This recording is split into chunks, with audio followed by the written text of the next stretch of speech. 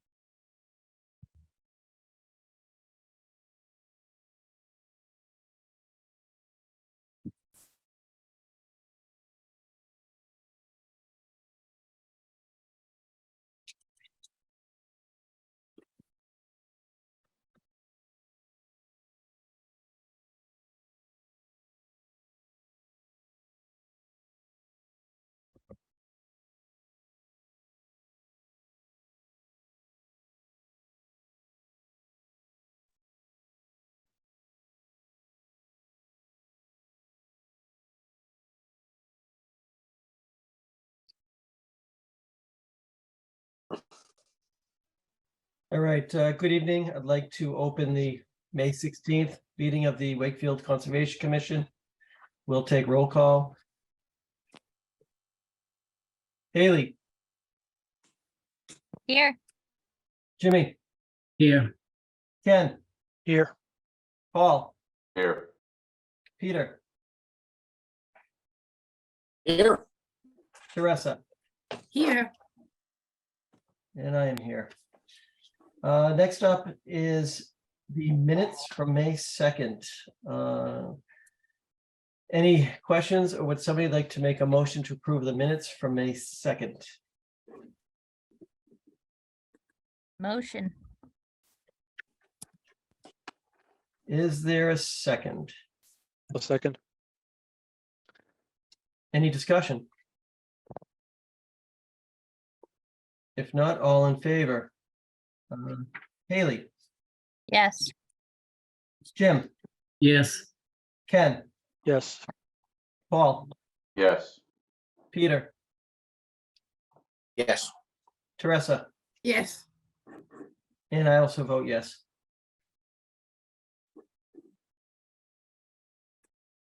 All right, next up on the agenda is DEP 313627.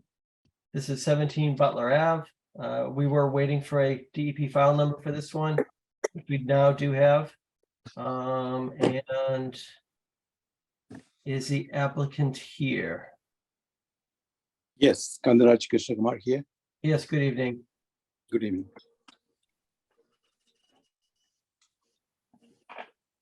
All right, I know at the last meeting, we did discuss that we did do a site visit in April.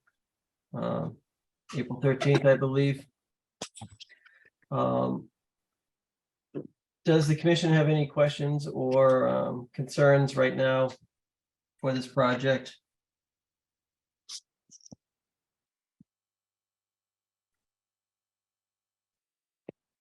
Okay, would somebody, let's see.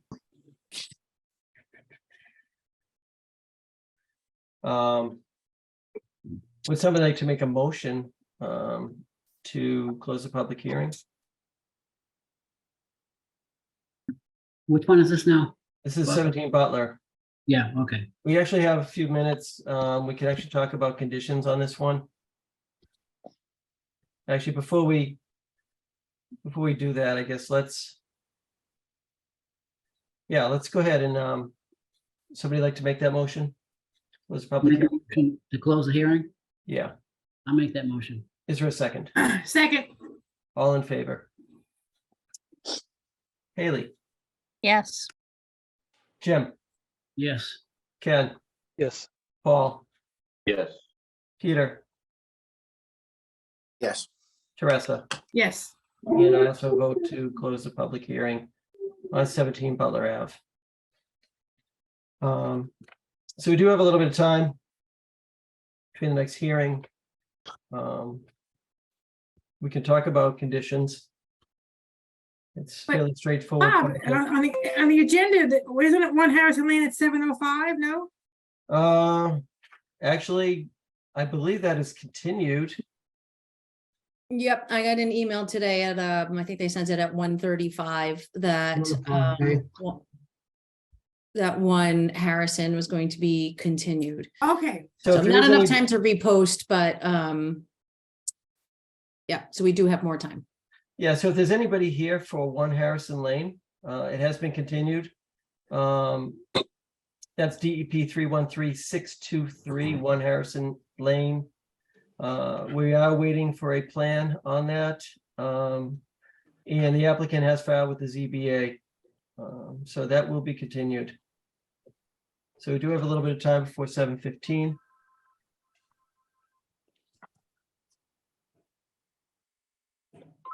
Would anybody like to take a shot at conditions, standard order of conditions for 17 Butler, any special or any edits to our conditions? I also We sent talked- you guys, a standard order today, just to, refresh your memory of what that included. So you guys Because- can look that over if you wish. Yeah, so you know what, Rebecca, on that, I did notice condition 36 references a tree replacement plan. That condition probably needs to be updated to reference the tree policy.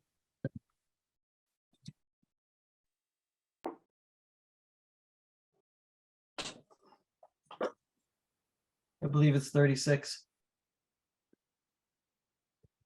All right, so when you guys vote, and if you say to issue the standard just with the edit to number 36 to reference the tree policy, if you could just wrap that into when you make your motion to, and I'll correct that. Okay. I know that we did talk on the sidewalk about some trash behind the fence that's going to be replaced. Getting that cleaned up. You know, we can condition that removal of any debris or trash behind the garage and behind the fence will be removed. Down into the wetland areas. Correct. You also mentioned, I'm sorry, this is, I'm Rod Rivera, I'm the designer and also the contractor.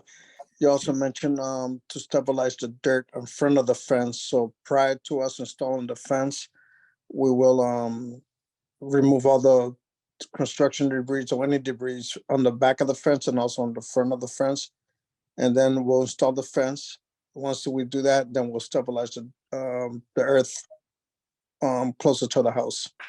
That's correct. Yeah, there was a little bit of grading that's going to occur in that backyard area prior to the fence, between the house and the fence. And some other miscellaneous items that would be cleaned up.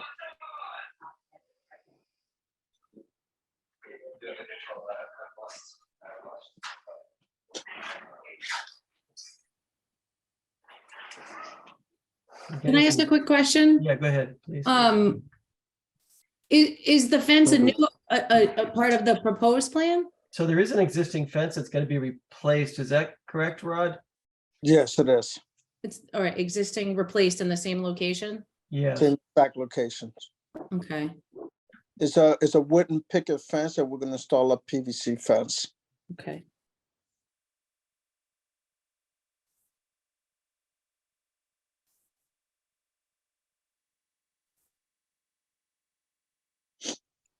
And is that located just, I didn't see it on the plan, maybe I.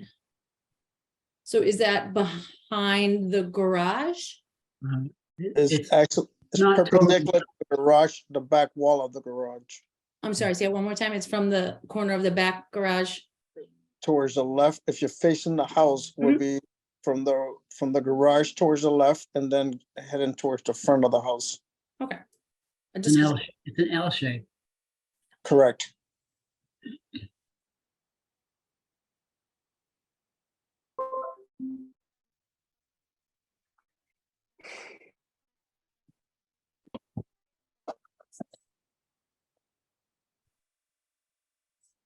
Is there anything else? I don't think so.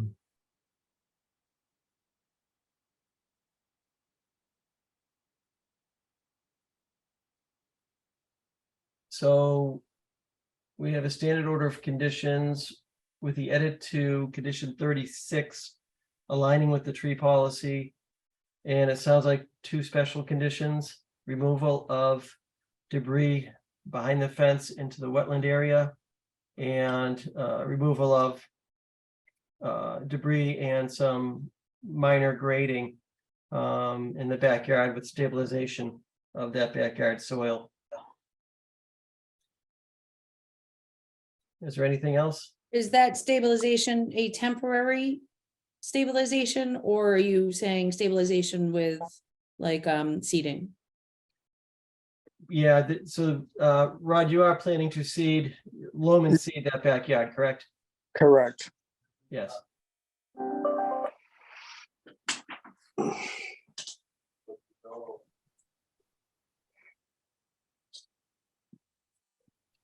Would somebody like to make a motion? To issue the order as discussed, Yes. I'll make that motion. Is there a second? Second. Any discussion? Okay, hearing none. All in favor? Haley, Yes. Jim, Yes, Ken, Yes. Paul, Yes.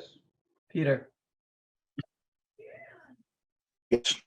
Teresa, Yes, and I also vote yes.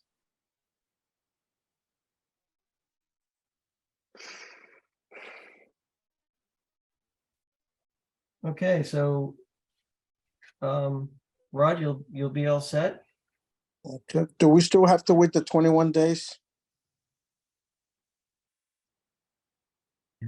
So, I mean, there is an appeal period. Rebecca, would you like to?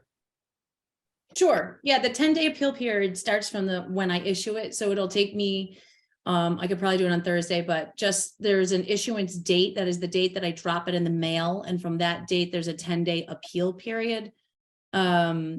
It's recommended that you don't begin work within that time frame because there's a possibility that the project could be appealed and something could change. So that's your risk to take. I'm hoping to get it done on Thursday. I just can't guarantee, but if you want to check with me, I can let you know. And it just starts, that 10 days starts the minute I drop it in the mail. Okay. I have a question I have is, do we still wait for Benny to approve the other plans, or is this part of the process? Nope. So what'll happen is Ben will give you a sign-off sheet for your building permit. And when Okay. you get that, just you bring it up to me and I'll just sign it on the spot. So Okay, you don't get held up with him for us. I'll Okay. sign it there. Okay. all right. That's clear.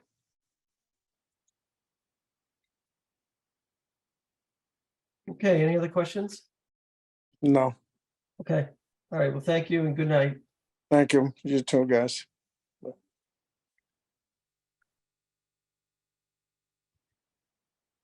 All right.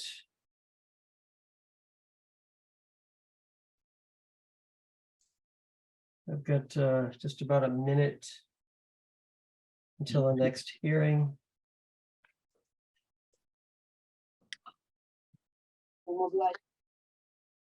Thank you so very much. I appreciate your time tonight.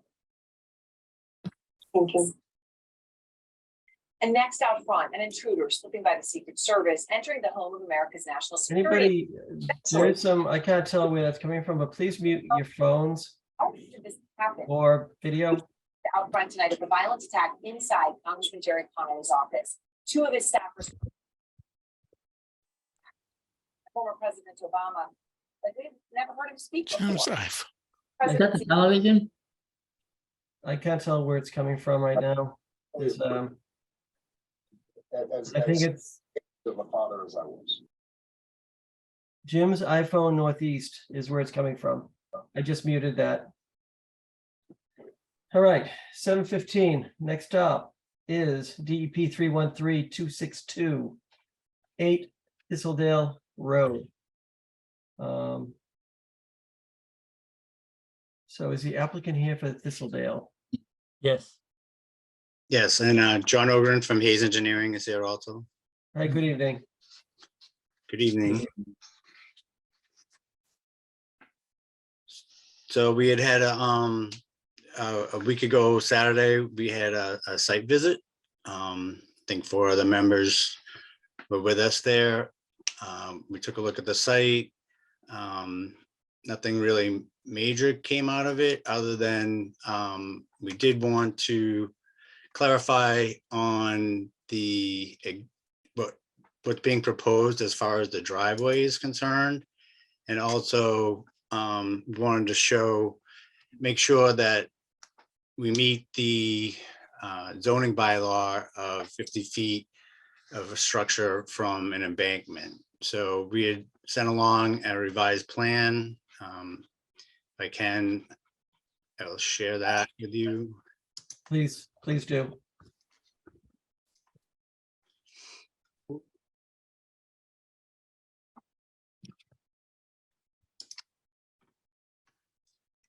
So just to refresh your memory, there's a proposed addition and a proposed deck off the back. There's a stream that runs along the rear of the property. And we've identified that. We've identified the edge of bank. There's also an associated bordering vegetated wetland. Essentially, this whole area is lawn in the back area. So what we discussed was the concern of the zoning bylaw from 50 feet from the top of bank. As it was shown before, the addition met that 50-foot, the proposed deck met it. It's 50.4, the proposed addition was 51.1. We did have to modify the stairs slightly to off of the deck to make that, to exceed that 50 feet. The other change to the plan was that it wasn't really clear. There's an existing driveway. And the intent is to remove this porch and this deck and add some pavement in this area here, basically extend the driveway and widen it basically to the extent of the proposed addition. 53. Wow. And that's basically the changes to the plan, and I think that's pretty much where we're at this point.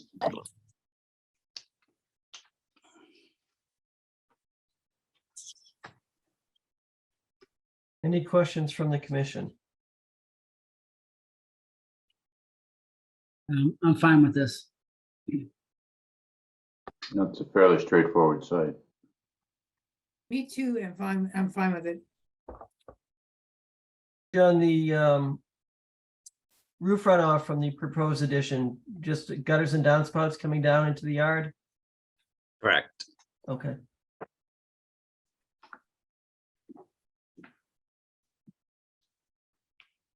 Okay, any other questions from the commission? I just have a quick one. Is it just lawn from behind the existing house all the way to the edge of the BVW? Is it just mowed lawn from that whole way? Or I didn't go out to the site visit.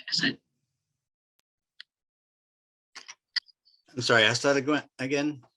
Is it, or anyone could answer, I just didn't go to the site visit, so I was wondering anyone, whether the commission members or not, is it just lawn, mowed lawn from the back of the house all the way back to the BVW edge?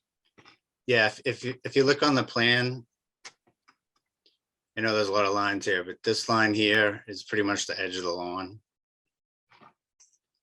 Okay, thank you. I didn't see that. Sorry, John.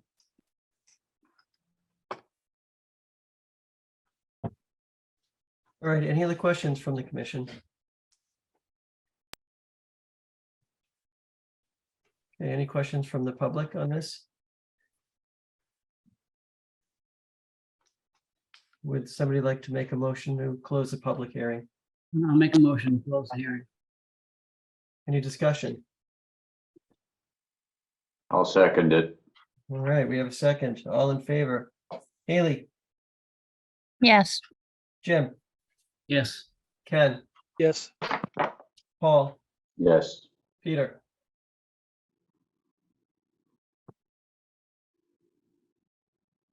Peter, I don't see Peter. He's there. Sorry, I'm here. I'm Oh, muted. there I you was are. muted. Yes. okay, Yes. and Teresa, Yes, and I also vote yes. 7:20. So anybody have anything besides a standard order on this with the revision to 36?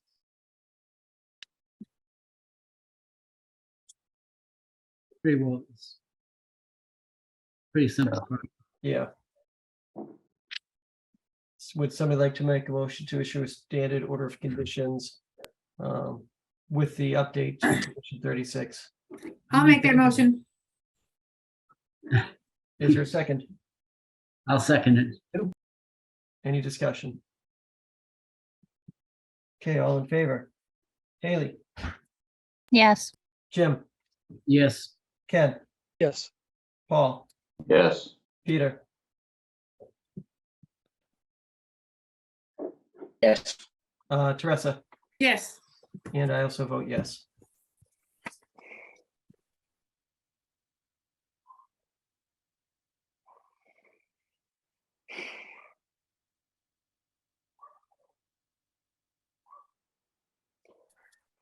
All right. We have a few minutes again. Before we get to one Audubon. Do we have any old business or new business we want to discuss between now and 7:30? I can mention something. Sure. As most people know, we're in the process of updating the open space plan. we've had a workshop and we've sent around some surveys to try to get to understand what the residents of Wakefield are interested in.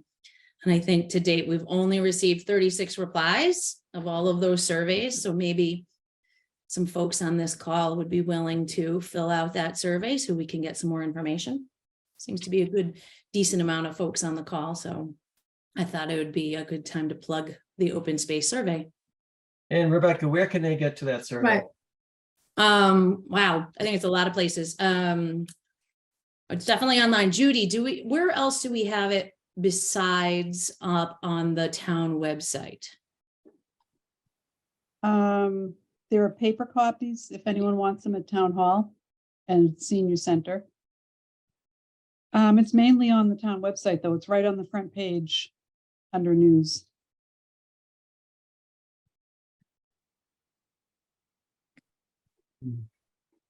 All right, good information. Did you, is it possible to get something in the item just to say that about people doing that? It was, I don't remember seeing it in the item, Judy. Was it in there? It wasn't in the item, no. Is that hard to do? No. I don't know if it would, I mean, we can try it. I don't know if it would attract that many people. There are still some people, I mean, I think you might get some. Judy, where did that flyer get sent out? That's in the kiosks around town as well. I thought about that. Mhm. Would it make sense to include it in like the electric bill or something like that? I know that's been done in the past. Yeah, we had talked about that. I have to figure out what the cost would be. Okay.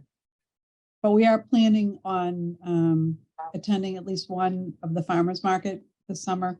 The survey is going to remain open for a while because there hasn't been a lot of interest generated for whatever reason. That'd be So we'll great, hope- Judy. The only Yeah. issue with that is that you get a lot of people from out of town in the farmers market. So I don't know if that. Right. Yeah. Well, I think that's fine because if they're going to use the open spaces. in Right, it's not Wakefield- limited just to, right, people who live Right. in town. Right, yeah. And it would be a shorter questionnaire. And there'd be a QR code there as well. So it would be much easier to take the survey. So we're trying to figure out more creative ways to get the word out and to get people to fill out the survey.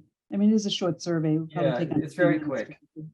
Yeah, and it's anonymous, obviously. But Right. Yes, yes, I mean, you can add your name. I believe there was a place if you chose to. right, but it's not required. Yeah. And I'm hoping some of the committee members are promoting it, the ones that are on other boards and in other committees around town. I know environmental sustainability, there's a land use committee that I'm on, so we've talked a lot about it there. And they've also had links on their Facebook page.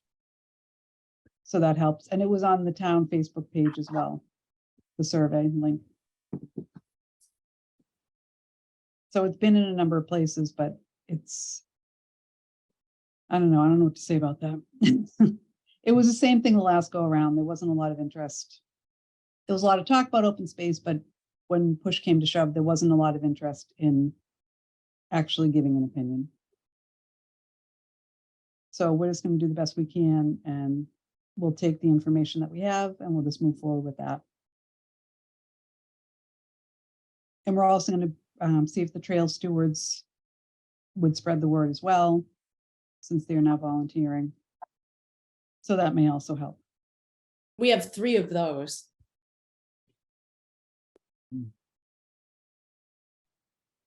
So if anyone can think of any other ways that we can get the word out, just let me know.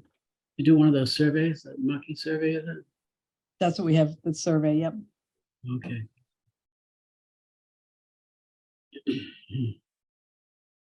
And even if people don't want to fill out a survey, they can certainly send an email and say what their interest is in regards to open space. That's helpful as well.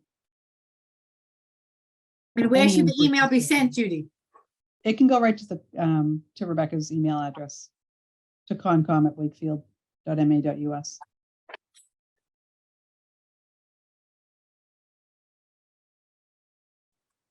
Or Conservation Department at Wakefield. Conservation Department, sorry, you're right. Or R Davis at Wakefield.ma. Yeah.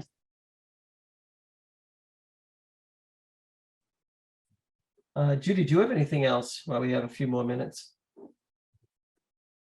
May is National Wetlands Month. Mentioned it last year and didn't get much interest in it. But I think it's a good time to promote it because there are several wetland habitat areas that are listed in the survey that people may not know about. So it's kind of an opportunity for people to take a look at it, see what a functioning wetland looks like, maybe do a little research on why they're valuable in terms of climate resilience, habitat value. It's also No Mow May to promote pollinator health. So if anyone's interested in that, even if you can't forgo mowing for the whole month of May, perhaps mow a lot higher than you would normally mow.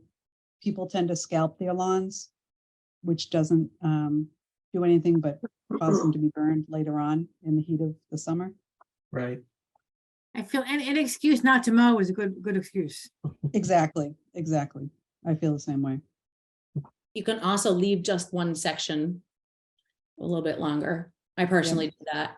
I call it my firefly garden. So a section of my lawn I didn't mow. But that's another one of those things that they say is beneficial. And it's a good time to look at your lawn. Maybe there are areas that you could turn into a planted area, a pollinator area. So it gives you a chance to, when it's not mown, to take a look and see where you could have, it would make a more vibrant aesthetic as well, having a planted area with native plantings. And it would add plenty of pollinator and habitat value. And a lot less maintenance. Correct. Yes. And when you plant with native perennials, once they're rooted, you do not water them at all.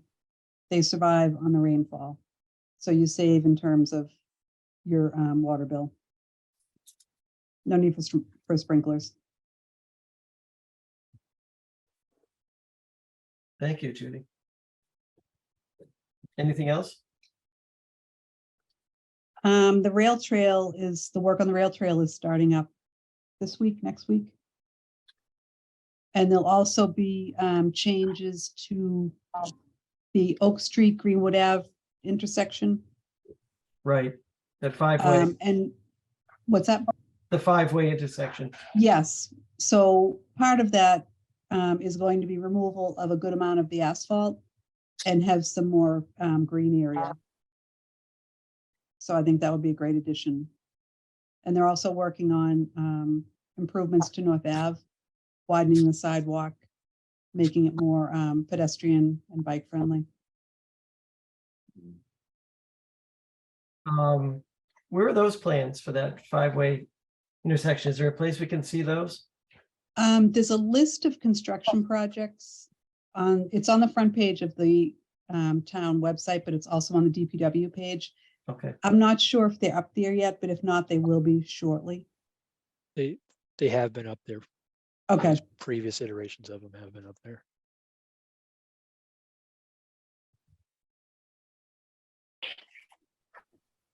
All right, I've got 7:31. So next up we have DEP 313-625. That's One Audubon Road. iFly Holdings LLC. And I do see we have John here for that.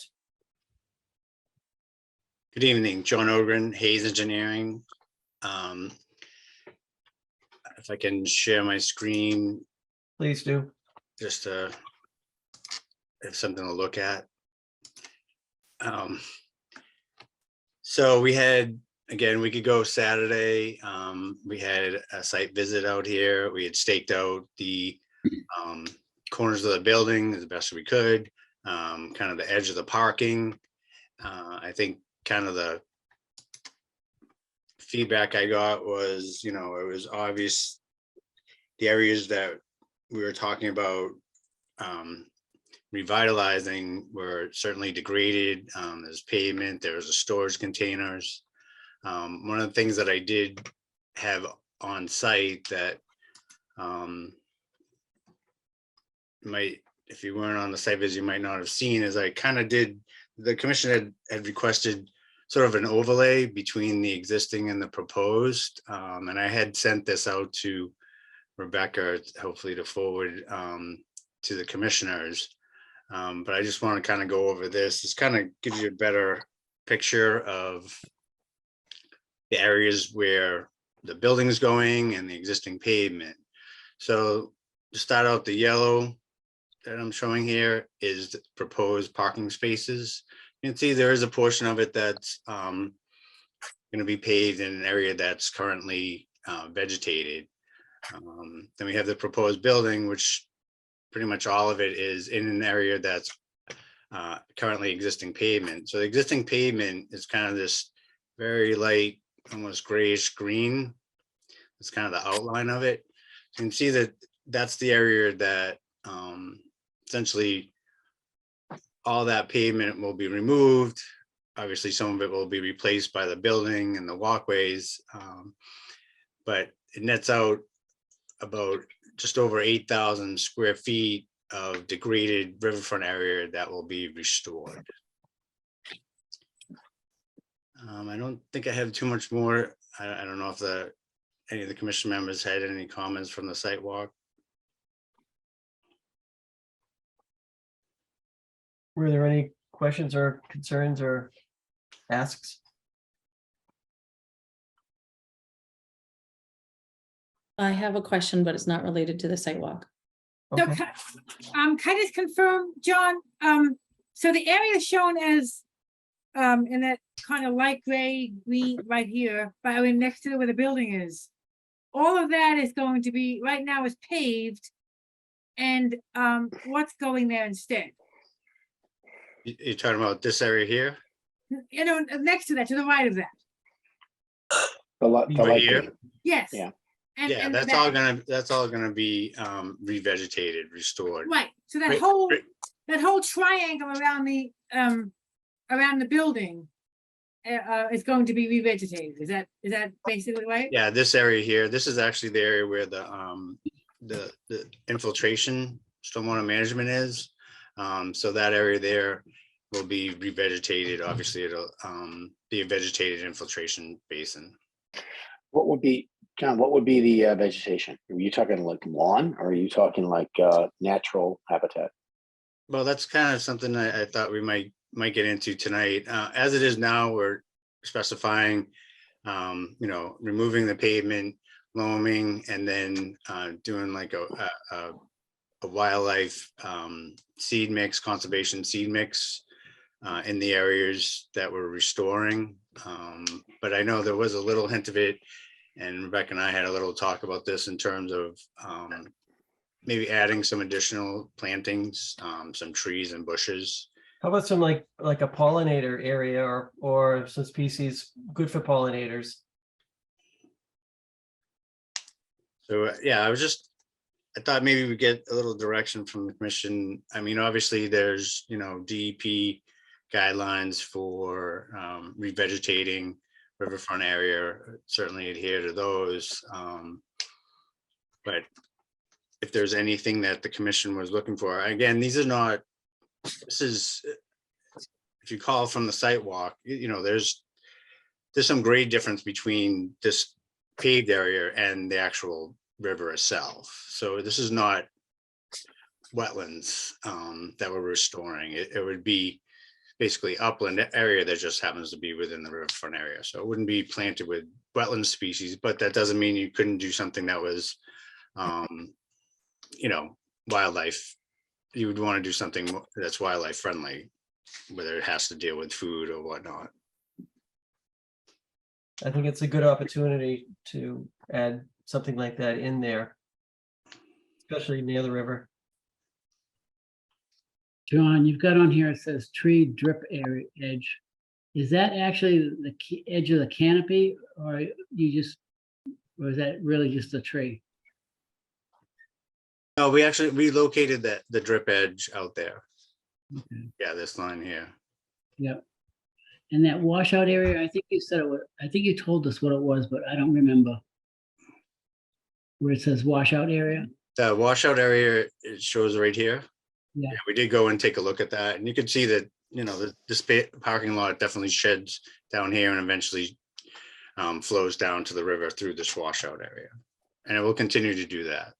Okay, and then you are changing the grades in that area that you're gonna take the pavement out, correct?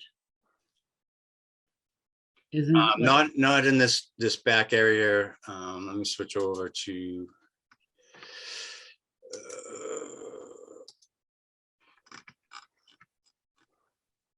Here's a limit of work line.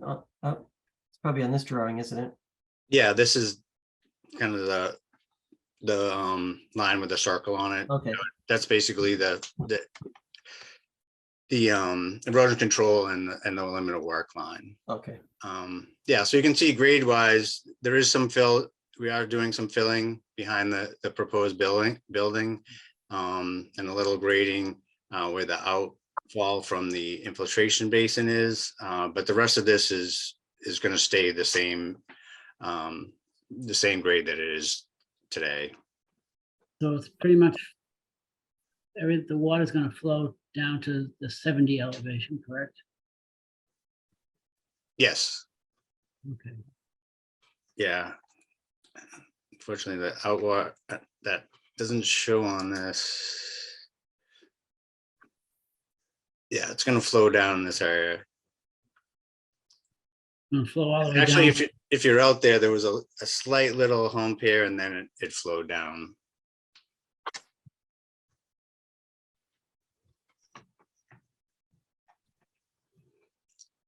We're talking inches. Yeah.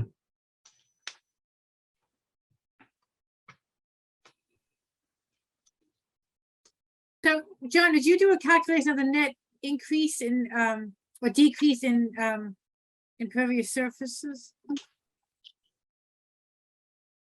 That's what I was talking about. That 8,000. Oh, I'm sorry if you said it. I'm sorry, John. Yeah, that's the net. That's, you know, obviously we're adding some pavement in these areas. So the net is, I think it's 84.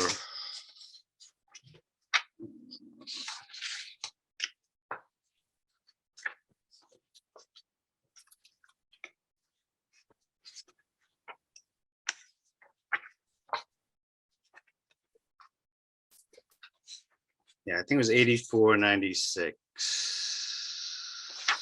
square feet was the net.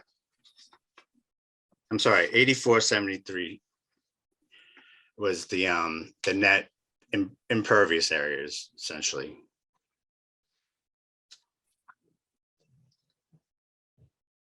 Hey, John, can I ask a quick one? Did we go over DEP's comments yet? No, we have not discussed those. Okay. I think we should just do that too at some point. when, Have we seen DEP's comment, Rebecca? Well, I have. Well, that's good for you. Say again? I said, that's good for you. I know. Yeah, I will send something. There is a lookup page, not to say that you guys, if you're ever wondering, there's a NOI lookup page and they do post the comments on them. But why don't I read them? And then I can copy and send them to you guys as well, so you have them. John, you have them, right? Yes, I have seen them, yes. Okay. It says applicant needs soil test pits at infiltration basin site to verify soil type and ensure that the estimated high groundwater is at least 2 feet below the infiltration system. It says provide a cross section of the infiltration basin showing elevations and estimated high groundwater. And then the applicant should negotiate with the hotel to allow project to be moved further away from the river. And that's just those three. I apologize if we haven't sorted that out earlier. We should tackle those. John, you must know estimated seasonal ground high water, right? Yeah, I mean, we had addressed that in NOI. We said prior to building permit, we would go out there and dig a test hole out there. I really don't see any let me just share this. Major concerns, kind of a good indicator that we went out and located was, let's see, I think it's on the existing plan. It's kind of the high water mark. We got the high water mark at the culvert at Route 128. And that was basically elevation 6450. And anything that we're doing in here is, if you look at the infiltration basin, I believe the base is set 72. So, I mean, just based on that, which is a fairly good indicator, you know, we're right on the river itself, that, you know, that's 6 feet. So, but we would certainly take a condition that, you know, we would verify that in the field.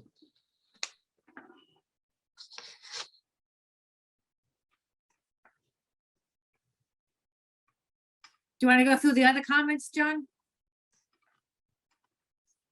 I mean, the other one is a cross section. I mean, certainly we can provide that. And then as far as negotiating with the hotel, had a little discussion about this. There really isn't, this is essentially where the building has to go, in the sense that it may not be clear on this, but this zone line here is actually the edge of the highway layout.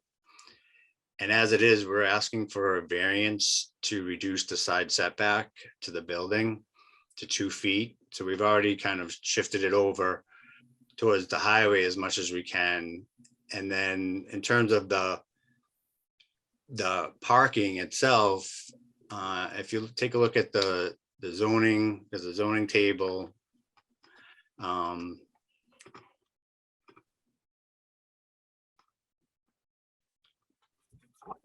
Oh, I can't pan on this thing. Sorry, I'm zooming all over the place.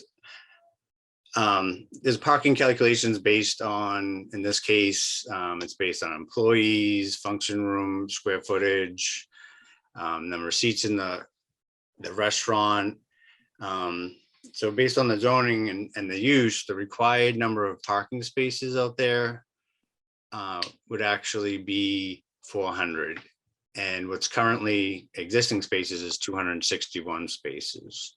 So as the site exists, without adding anything to it, it's, from a zoning standpoint, it's deficient as far as parking spaces. And then in terms of the iFly property, that would require, based on the zoning, 36 parking spaces. We're only proposing an additional 15. So as it is, this site is, from a zoning perspective, is very shy on parking. So there's really, you know, the obvious, I guess, conclusion would be to like eliminate these, and then you could shift the building up, Right. eliminate these 15 spaces. But as I said, as it is, the hotel is deficient as far as its required parking. And we are looking to get relief for that from the Zoning Board of Appeals. But you're going to the zoning, the ZBA anyway for the variance from the side setback, right? Yes, they'll grant the variance. So you're sitting there on that. And again, I don't know how often, I only go there on the weekends and there aren't that many cars in the lot. I don't know how much that lot is used. And if there's extra spaces around, Yeah, I mean, I think as far as its current usage and the hotel usage, there's sufficient parking, but I think, you know, adding an additional use in there could really strain what's there for parking. Okay, I shut the volume off.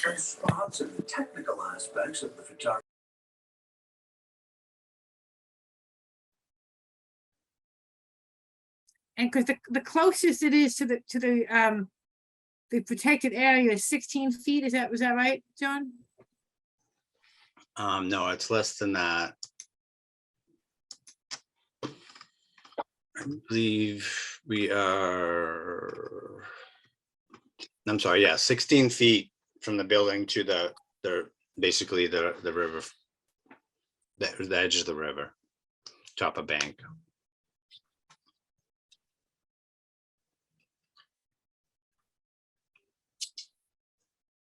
Which is not as close as what's there today. Right.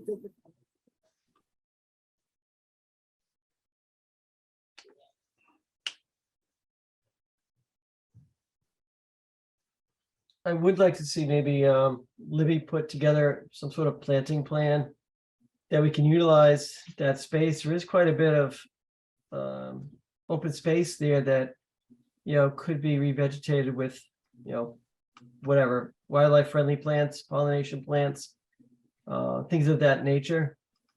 Yeah, certainly in the back here, that's Yeah. the case. Yeah, it's a really good opportunity. We don't actually see these types of opportunities that often, especially being that close to the river.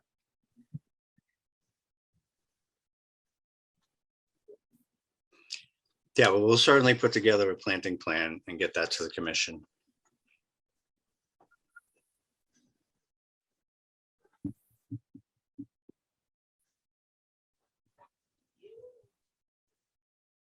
Any other questions from the commission? And I know in the NOI, you went over the standards that we had to be met in order to do this, right? In a the redevelopment standards, John? Yes, we went through each of the standards in the NOI, correct? And we did discuss them a little bit in the previous hearing. Last time, yep.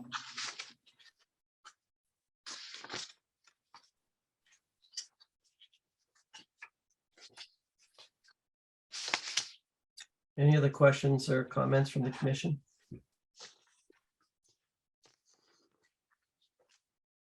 Rebecca, do you have anything else? No, not really. As John said, we talked a little bit about some of the restoration and just going through maybe having trees, shrubs, herbaceous, and some tall trees, as was recommended by DEP, to include some tall trees. I'm certain that Libby will figure something out, and we could just go back and forth, and I can talk to Libby, and obviously they should be native and whatnot, but I agree with you, Bob. I mean, I think it's an opportunity that we don't often see. We could condition planting plan to be approved, you know, prior to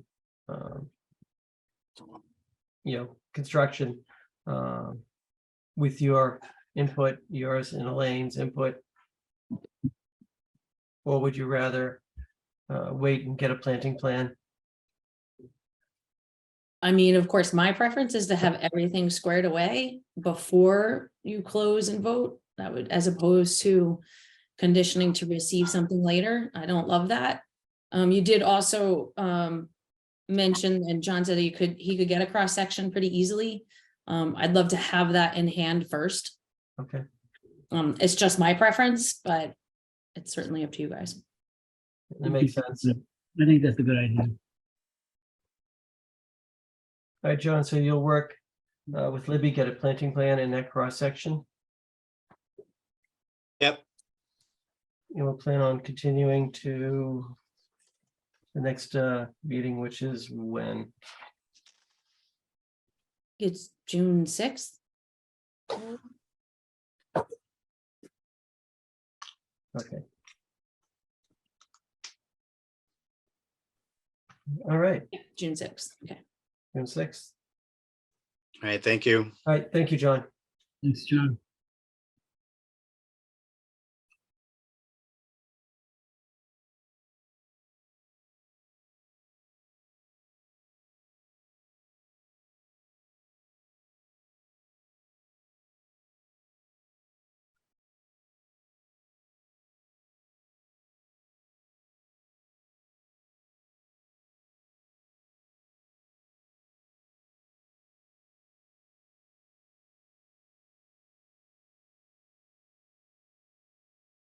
All right, we do have a few minutes. before our 8 o'clock. Anything else you want to go over? Rebecca?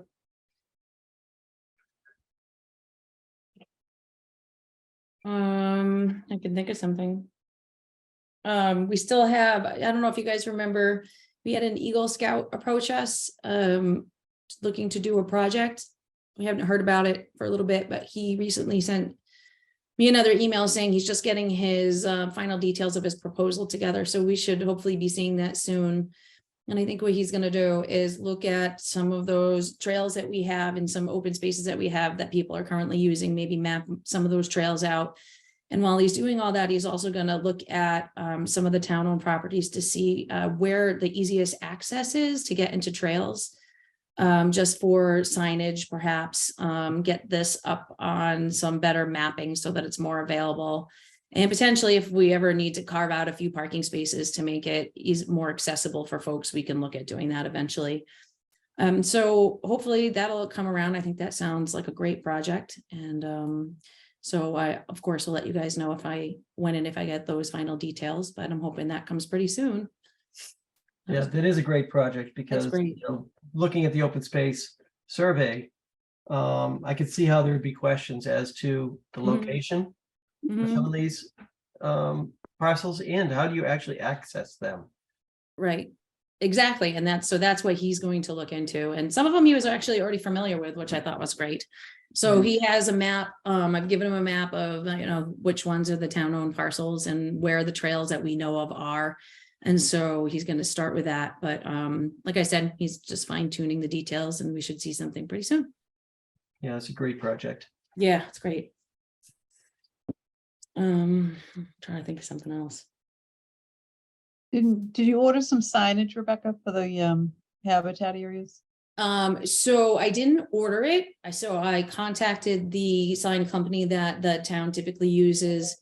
I sent him a like a picture of what I thought it would look like. And then he got back to me and asked me a few details. And I let it just kind of fell off of there. So I still have his email and I think I just have to get back to on how big the signs would be and what color. So I can reply back to him. You know what, I'll do that. Let me put that on my list here. And then I'll circulate it with you guys just to let you know.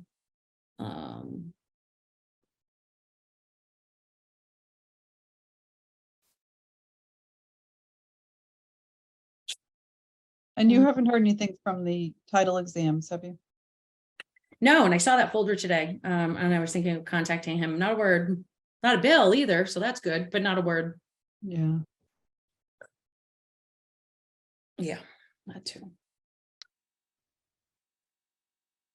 Because Rebecca and I had talked about, in addition to having signage at the trail entries, having the conservation areas, if they're wetland habitat, why it's important, what's there, how it functions. Yeah, you So want to put it's- that on a sign by the resource area? Yes. Yeah. And then they'll all be mapped, Yeah, it's a good idea. because even if it's not a traversable area, it's still an area similar to like Reedy Meadow, where you can still, a lot of people do photography, birding, things like that. So it's still an area where one could visit.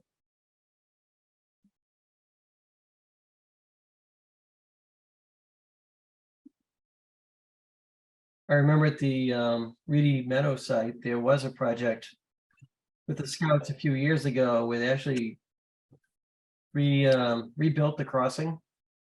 Yes. I'm not sure what state that's in right now. I think it's one of those areas that's going to be perpetually submerged. You know, it's good when it's a drier. Yeah, Because I know I've talked to a couple of people on environmental sustainability about it, and I just stress that it is a seasonal area. It's something that you're not going to be able to access year round. And that's, you know, nature's way of keeping you out. I don't think it's necessary to have a raised bridge into it simply just to see it. I think that's destructive and I don't see it as at all necessary. Yeah, that's true also with the town forest access from Maple Way. Right. There is a wet area in there and it is very difficult to access the town forest. Via Maple Way. Yeah. And I think But that I is think the there were only entrance. smaller outlets where you could access some part of the area, like I said, for birding or something like that. Where you may not have a continuous trail, but it's an area where you may see some species that you wouldn't see elsewhere. Right. Where were you talking, Judy? Green Meadow? No, over by the town forest, like down off of Melrose Street at the very end of that, because it's a very hilly area. Yeah. And I haven't been all the way back in there, but I'm sure there are some wet spots, but it's very rocky. So I Yeah, think it is traversable.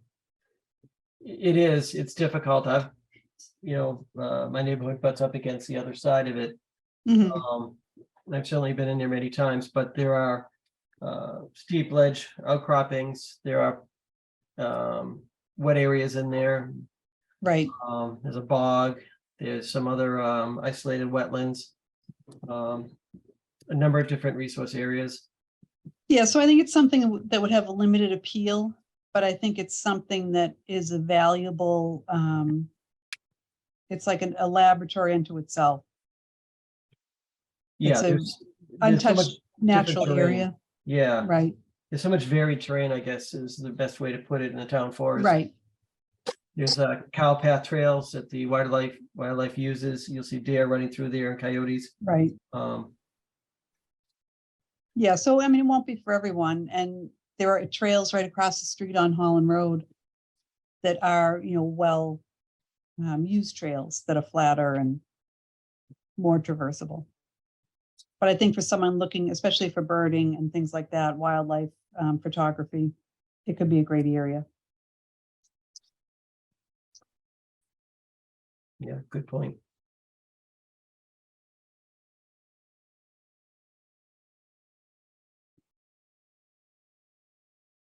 All right. I'm getting 8 o'clock exactly. So, well timed. We have DEP 313624, which is 572 to 596 North Ave. Dana Lopez, Richard Nickerson is the applicant here. Yes, Mr. Chair. My name for the record is Attorney Jesse Schomer. I represent the applicant on this project. Good evening. I had expected Chris Barrages of Williams and Barrages to be in attendance tonight, but I don't see him on the list. So I know he was on vacation with his family this week. So I'm going to hope that he's just in a bad cell reception area and didn't run for the hills, never to return.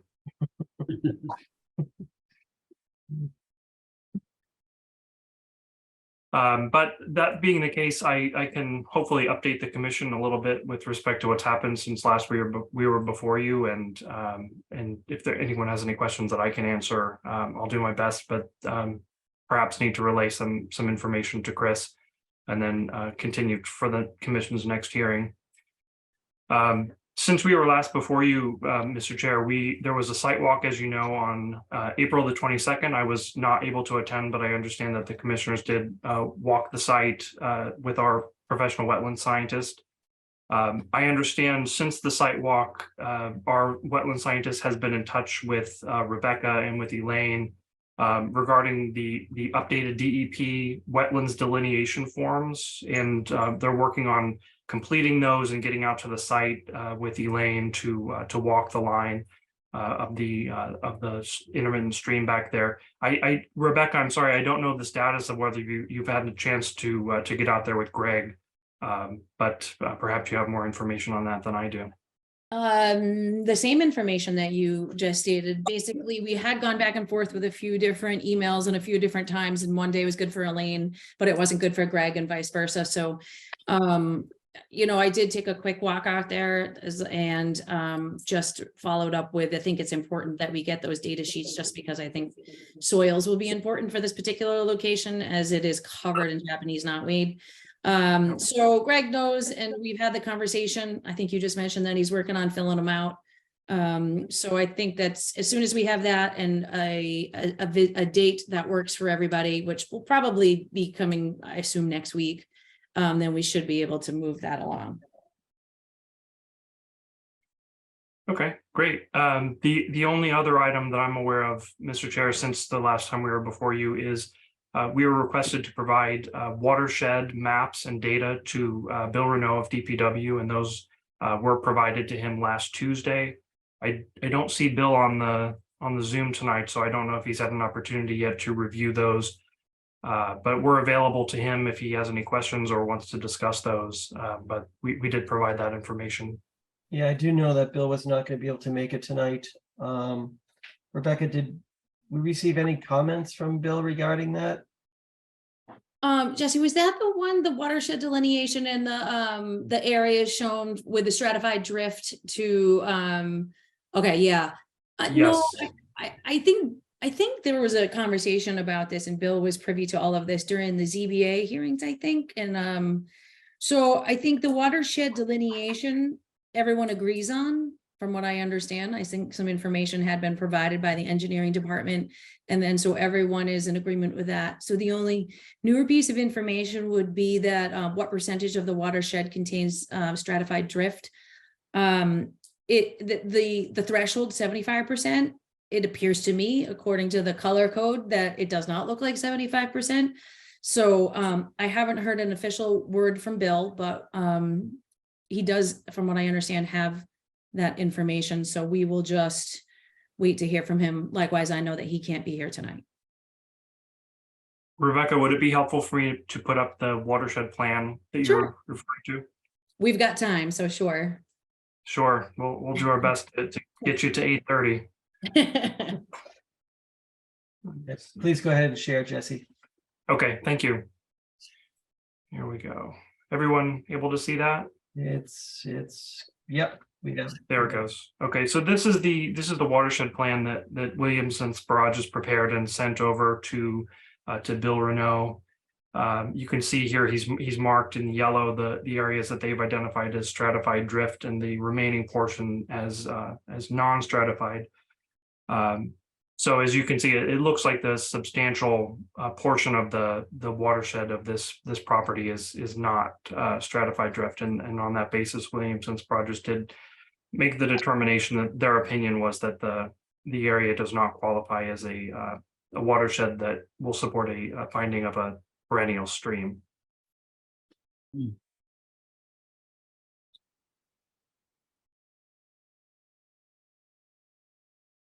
With that, Mr. Chair, I'm afraid I've reached the limits of my ability to interpret this plan, I'm afraid. Yeah, thank you. I mean, it is interesting. I don't think I've ever seen that stream dry. It is interesting that it does not meet the threshold. How do they figure that out? I mean, how do they know that's where it is? My understanding is that that's based on USGS mapping in terms of what the soil types are, but that would be a question for Chris. And I very much wish he were on the line to be able to answer that one.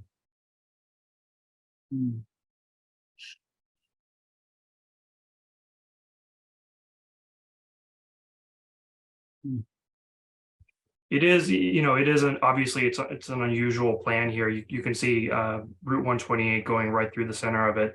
I think that probably the issue here is that this is an area that's been subject to a lot of filling and a lot of diversion of water courses over the decades and probably more than a century.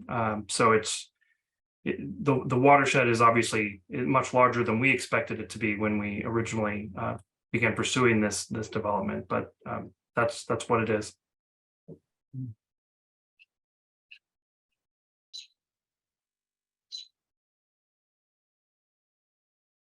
Becca, do you have anything to add to this?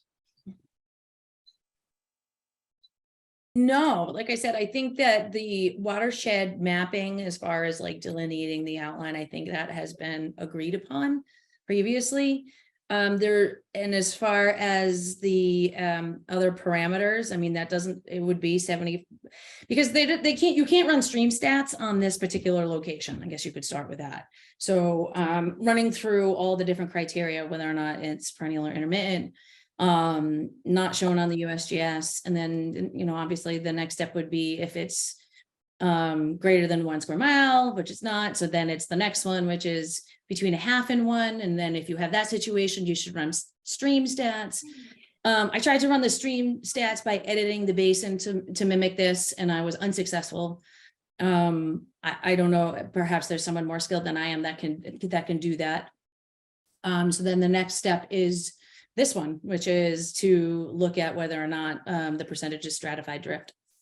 So that's where we are. It doesn't appear that that would meet the threshold.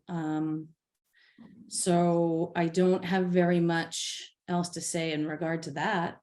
I do, however, would like to mention, if we can get off of the intermittent perennial status for a minute or two, the landscaping plan that is shown on the, I think it's on the ZBA website as the most recent landscaping plan. I would just like to note that some of those trees that are listed are not native and not preferable to be planted in this location. Maybe that's something we can talk about to try to fill up the next couple, I'm not sure what time it is, but to take up some more time, we could discuss some of the non-native plantings. Sure, I do just want to make one comment back to the stream issue. That is the primary inlet to Quannapowitt. Primary current inlet to Quannapowitt, excluding catch basins going into the lake. So I do find it really interesting that it's not perennial, because that is the main source of water coming in naturally to the lake. But go ahead, Rebecca. Okay, so I was just browsing. I don't know if we have a copy of the landscape plan that was submitted to us, but it's just right online, so we could look at it. I think it was presented to us. It might have been. I have it, Rebecca. I can put it up if that's helpful. Yeah, please do. Okay. Here we go. Okay, so I'll zoom in here a little bit. So are you referring to these trees back here, Rebecca? Yeah. We could even go through the, I think it might be a little bit below that. There's a table perhaps that just indicates what some of them are. Yeah. Just obviously things like the ginkgo biloba and is there a Kwanzaa cherry in there? I guess somewhat, yeah, there it is. Typically, especially where these plantings are proposed so close to the BVW, it would be preferable from a conservation standpoint that we maybe make some other selections, understanding that they would like them to be attractive. So, but I think we could probably work out something that could be attractive and still fit within the native category. And I'd prefer to do that if that's possible. So that was just something else that we had noted. We should probably keep those all in that native category. Even though the site is covered in Japanese knotweed, I still think that when we're going through and proposing to improve that area with these plantings, it should be within that category. I'm not sure what that means in regard to, I don't know if you need to go back to ZBA to get another planting plan approved. I'm not really sure how that process works, but we can talk about it.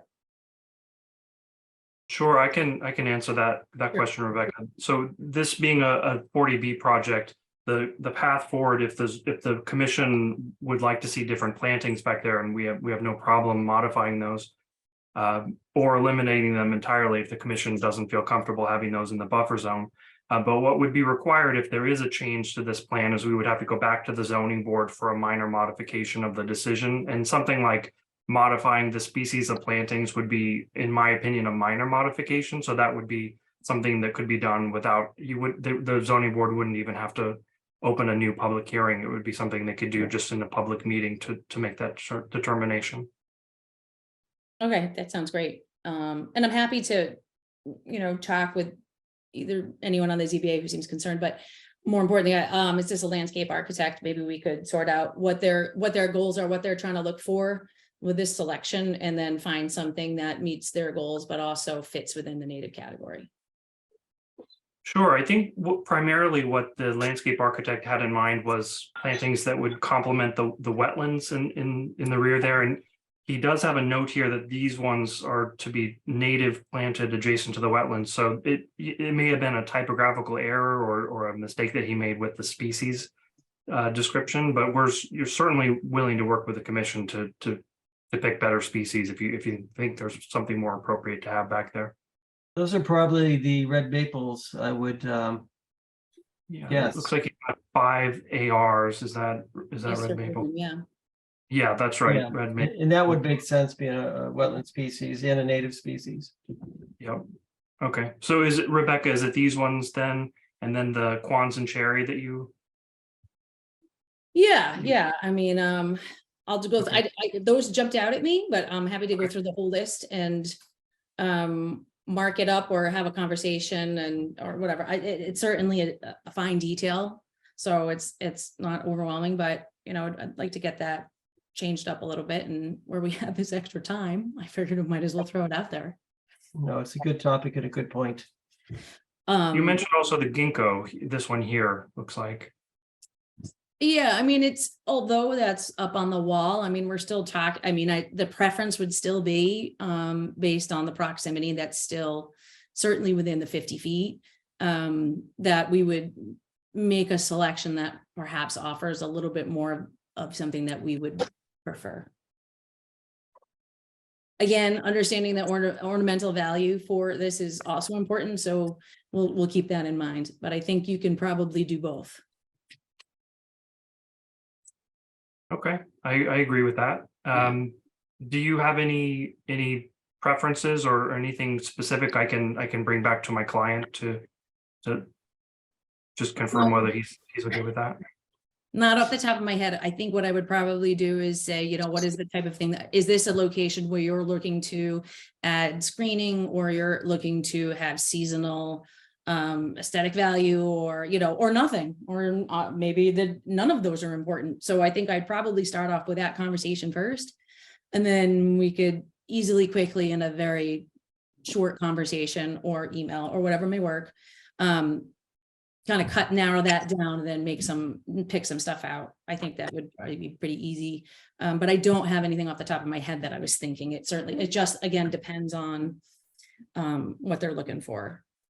Okay. Well, these ones here were, I'm sorry, I'm having a little trouble with my PDF here.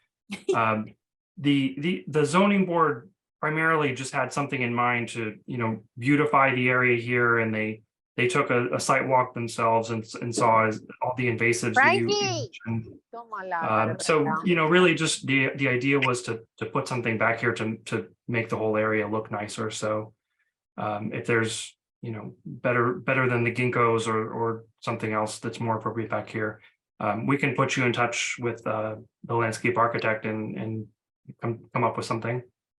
Yeah, that's probably easiest. That sounds like a good plan. And I think another question that you could bring back, just as I'm sitting here trying to think, there is a giant weeping willow adjacent to that stream there. I am curious whether or not the intention is to keep it, or do they think that they'll be taking that down? You may not have that answer. You may not, but that's just something that maybe we could have an answer for maybe by the next meeting. Yeah, I can get an answer to that, Rebecca. It's been a while since I've been out to the site, and to be perfectly honest, I haven't ventured too far back, farther than the street. So I don't know if there's any work in that area. Yeah, the willow is actually very visible from the road. It is very impressive. It's massive. It's contributing quite a bit of canopy and water uptake. Okay, well, I'll ask Williamson Rogers about that, whether there's work that's going to be impacting that, and confirm whether we can keep it, because if it's an important tree, I think we want to keep it as much as the commission does. Thank you. Okay, any other questions from the commission or concerns?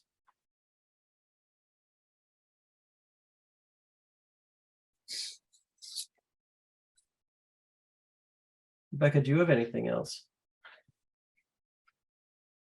I really dragged that out as long as I could. I tried to help Rebecca. And they were good points too. They were certainly valuable. Just have to talk a little slower next time. I suppose I could ask, is the owner of this building the same owner or entity as the ones that are on that street? No, Okay. it's not. I was Different, just different. curious. owners. Yeah, no, they're not related. The buildings probably look similar on the plans because the same architect designed them. Okay, That was one of the points that we went through with the zoning board. They wanted the building to look a little bit different. They had the view that there was a emerging Phoenix Architects Incorporated style of architecture that's becoming very prevalent in Wakefield. So they wanted a little variability. okay. I really can't think of anything else. Okay. Are there any questions from the public concerning this project?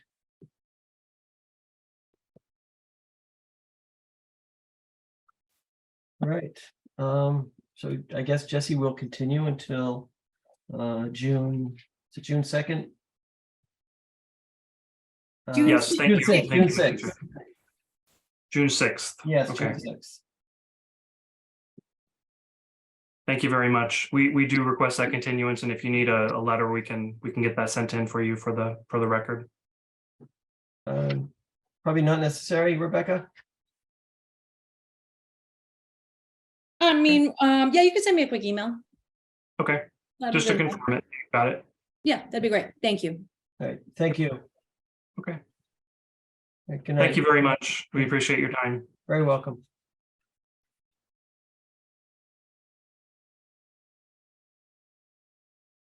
All right, we do have about 10 more minutes.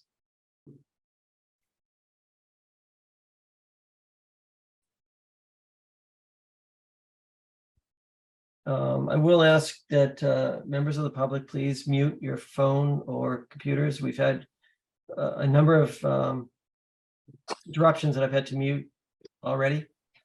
So please, if they're not already muted, please do so.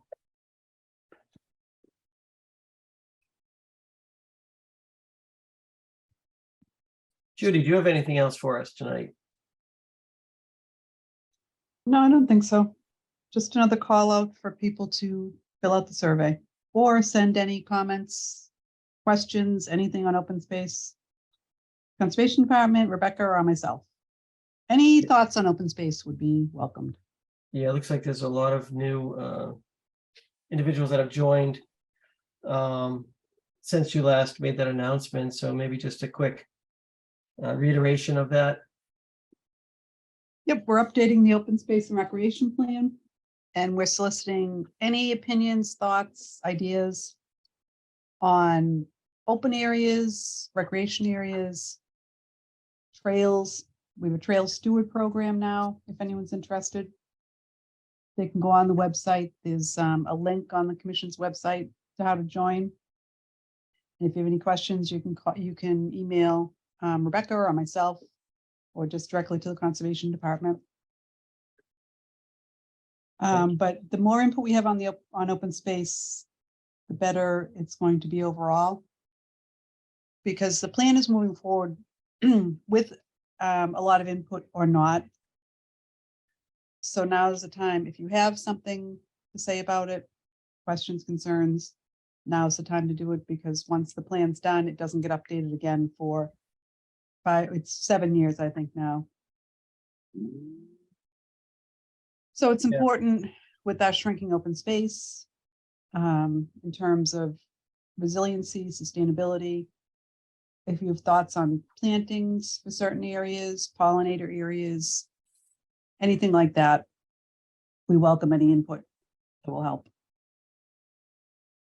So there has been a lot of public participation lately. This is a great chance for the public to have their voice heard as far as open space in Wakefield. It's a perfect opportunity, to contribute to that. And you don't need to live in Wakefield to contribute a comment or complete the survey, Correct. because they're public spaces and anyone can use them.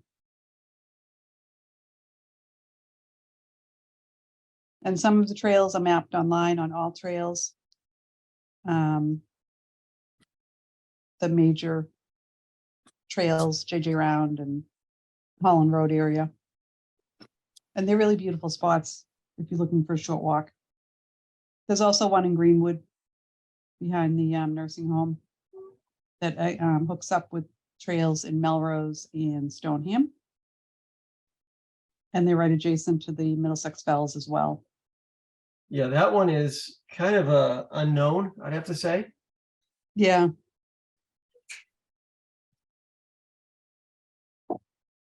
It looks like there might be some questions about the open space plan. I do see 2 hands raised. I do not know who was first.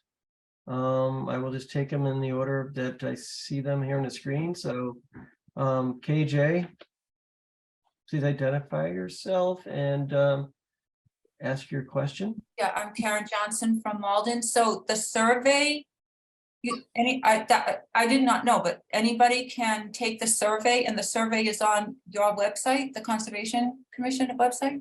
It's on the Yes, town it is. website. Yes, Okay, all right, thank you. you're Thank you welcome. very much. I had no idea.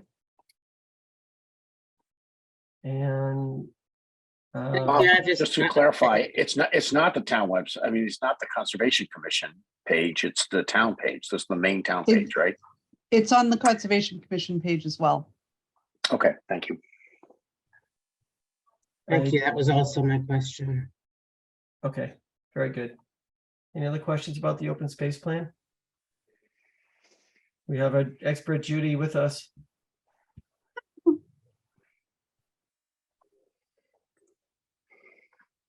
And again, it's once every 7 years, so it's, be heard now or, And it's not just open space, it's open space and recreation. correct. And I think if people do take the survey, I think they'll find that they didn't realize that some of these open spaces existed. Yes.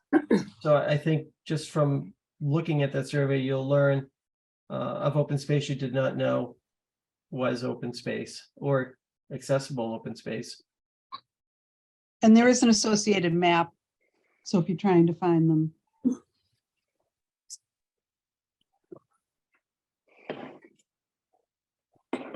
I do see another hand raised. Sasha. Oh, hand went down.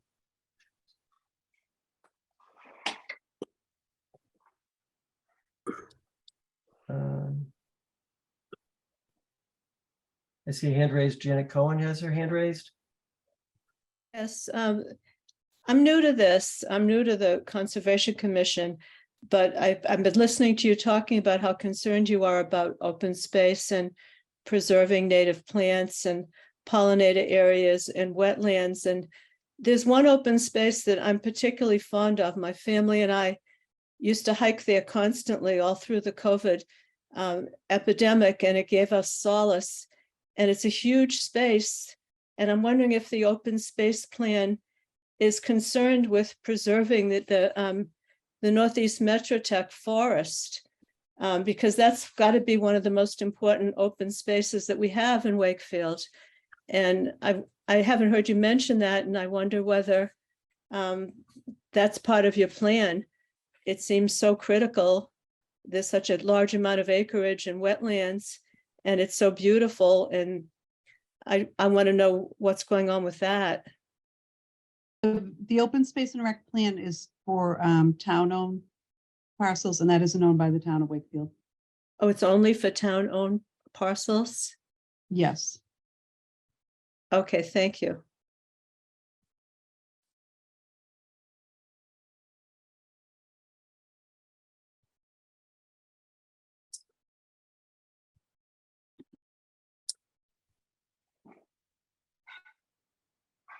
We still do have a few minutes left.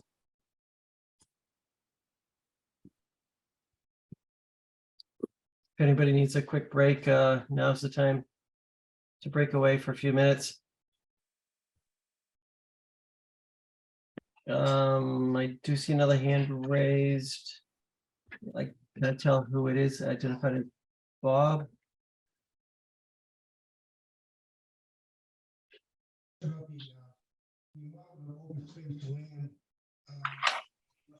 Cannot hear you. You can't hear me? Can you hear me? No.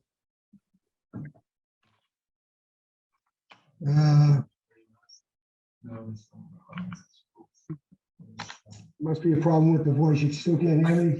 Barely, can barely hear you now. Okay, You're digging a little bit better. I'll log back on. I'll just leave and log back on. I just want to get an idea of what percentage of open land in Wakefield is available compared to the amount of the town area. Is there a percentage?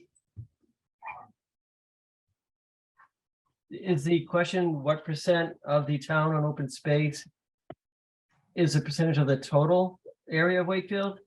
That's correct. Judy, do you have that answer? I acres don't or- know I don't know off the top of my head, but I'm pretty sure I could probably find out. I can send you an email, Bob. Okay, thank you.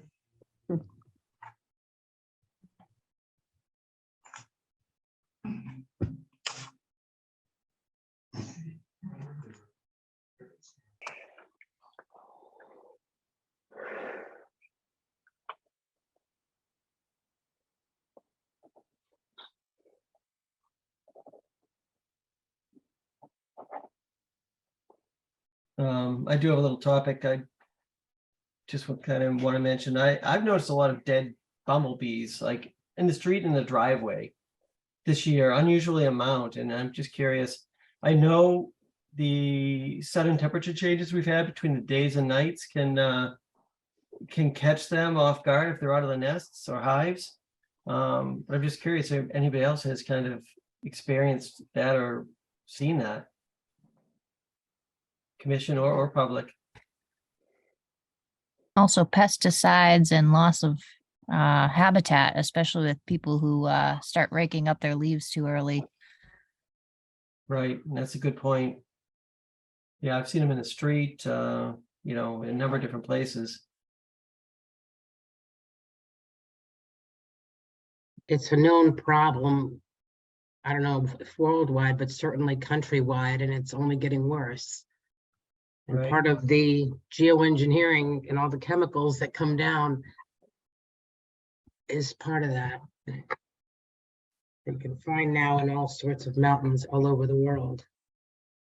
Yeah. Bob, I can say that I agree with you. I see them on my front walkway more frequently in the last couple of weeks than I ever remember before. So Yeah. I think it's very odd. And we are actually doing no mow May, so there is definitely ample space for them to be. And I'm not sure. I've been thinking about it myself, so I had to speak up and say the same thing because I completely agree with you that I have seen an uptick as well. Yeah, and I know we've had some strange, very warm days and very cool nights, and I know that could be a major contributor, if they're out of the hive as that temperature takes a sudden drop. So I don't know if maybe that's contributing it more or not, but it's just something I've noticed. All right, do have 8:30, so next up is DEP 313-620-100 Hemlock Road, Northeast Metro Regional Vocational School. All right, is the applicant here? Hi, thank you, Mr. Chairman. Yes, we are here and thank you for scheduling this time for us tonight.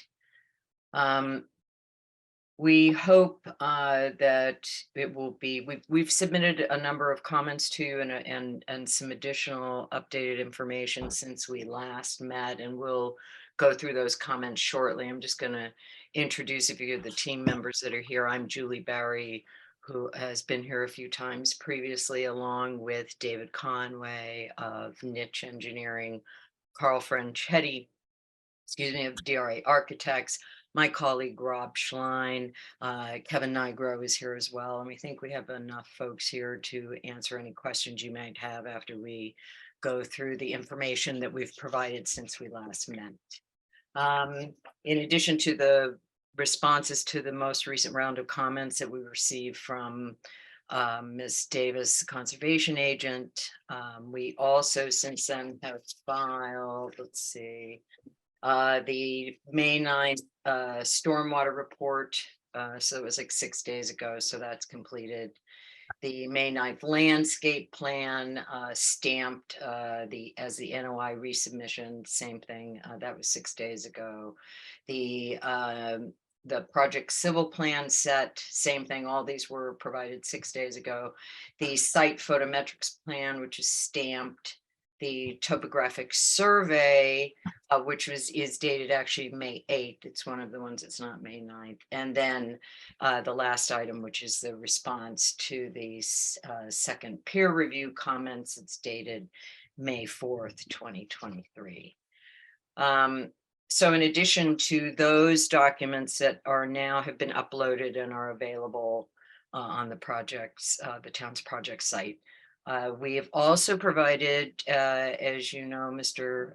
Chairman and Commission members, a response to Ms. Davis's questions that we received via email on May 10th and May 11th. So we tried to respond to those, and we put them, we put the comments in black and the responses are highlighted in different color. We are prepared to go through those responses as we've done previously, if that would be helpful to the chair and the commission. Yes, before we do that, I will again ask that the members of the public please mute your devices. We were just getting some feedback. I did need to mute somebody because of that. So please, if you're not already muted, please do so. And yes, please proceed with the comments. Okay, thank you. I'm going to see if somebody can share their screen. Dave Conway, perhaps, do you have the comments that you can share your screen with? Sure, I'll start with the LEC comments. I see that Dan Wells is here, and maybe he can walk through them. Let me just pull those up now. Hold on.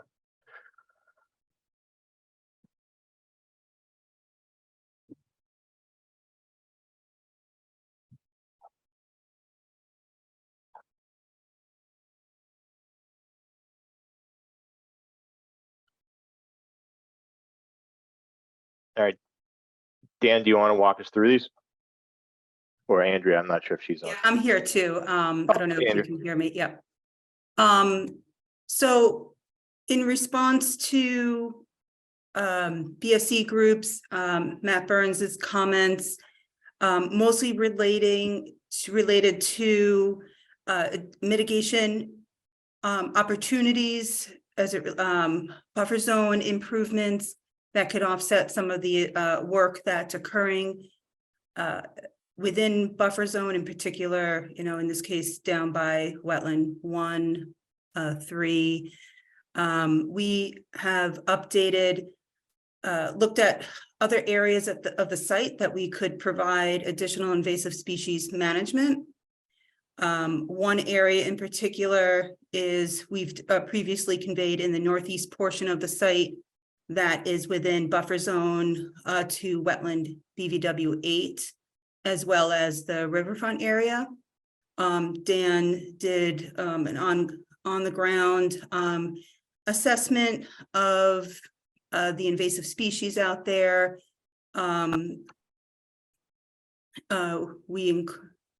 Yeah, thank you. So it's a host of, you know, variety of different invasive species.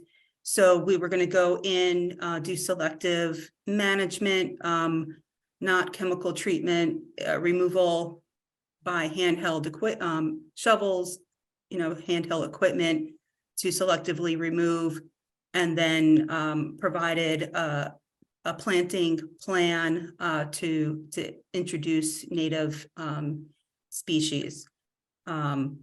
looking closely within the 0 to 25-foot buffer, one type of plant palette, and then as we go up into the higher elevations, introducing a different another palette of vegetation. So all in all, thank you. So that's the list there. Between the 0 and 25, you know, species that are more can grow in, you know, both wetland and you know, slightly drier conditions, more facultative, fac wet species. And then beyond that, the 25 to 100-foot buffer zone was more of the upland, traditionally upland species. So overall, and then we've since right by Farm Street, we had modified the location and extent of the invasive species management plan to accommodate any future roadway improvements by others. So that's been updated. So overall, we've increased buffer zone and invasive species management to over 28,000 square feet. So that's, I guess, you know, Matt had asked similar questions in terms of, so we've addressed that throughout for response 2-1.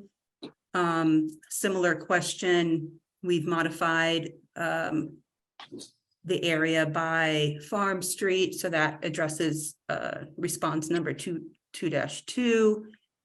2-4,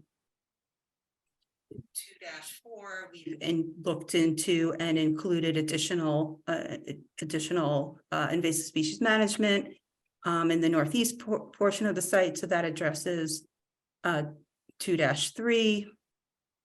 So if we scroll down again, so, you know, this comment is if there's any other opportunities for a mechanism for preventing additional buffer zone impacts on the site. You know, the project doesn't have any plans for future development. And of course, if there are any activities that are within the Conservation Commission jurisdiction, then, you know, the Conservation Commission would then review and approve any necessary permit application. So, and at this point, you know, we're looking for input if there's any particular areas that the commission has in mind for perpetual protection that, you know, we'd like to hear from the commission in particular. And, you know, we can pause and have this discussion, or I can continue. Andrew, just one quick question, going back to the invasive species control areas. The replacement species were all native, correct? Correct. Okay. Native, non-cultivar, you know, clean species is Right. the intent. Yeah. Okay. Thank you. Yeah.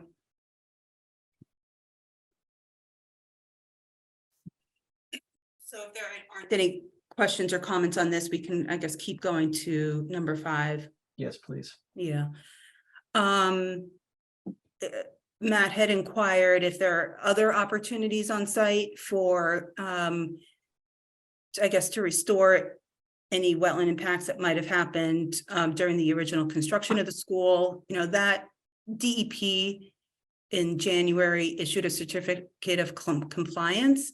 So we feel like that's, you know, that opportunity, you know, that's just a closed opportunity. You know, we're not, I guess, entertaining at this point any additional work on that vein. Let's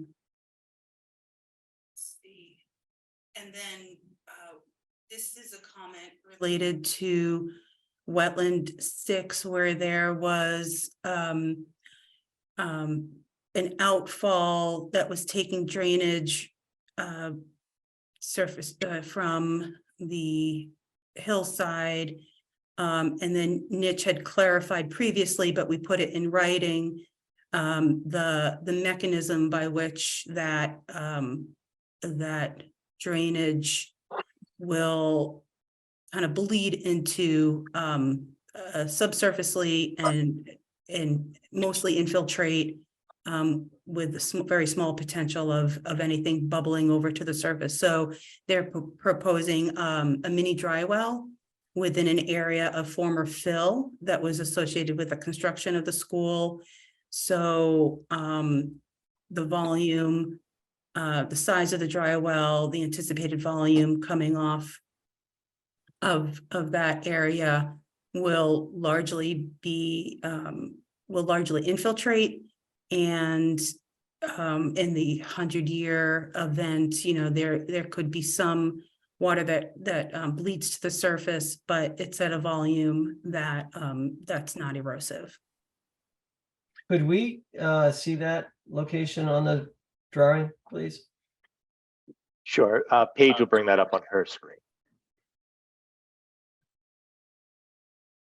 Bringing it up right now. Just want to get to the right page.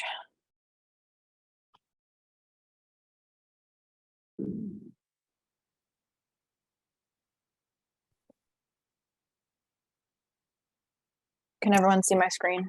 It's, yes. So it's over by the proposed football field, down by wetland 6. Okay. This is it right here.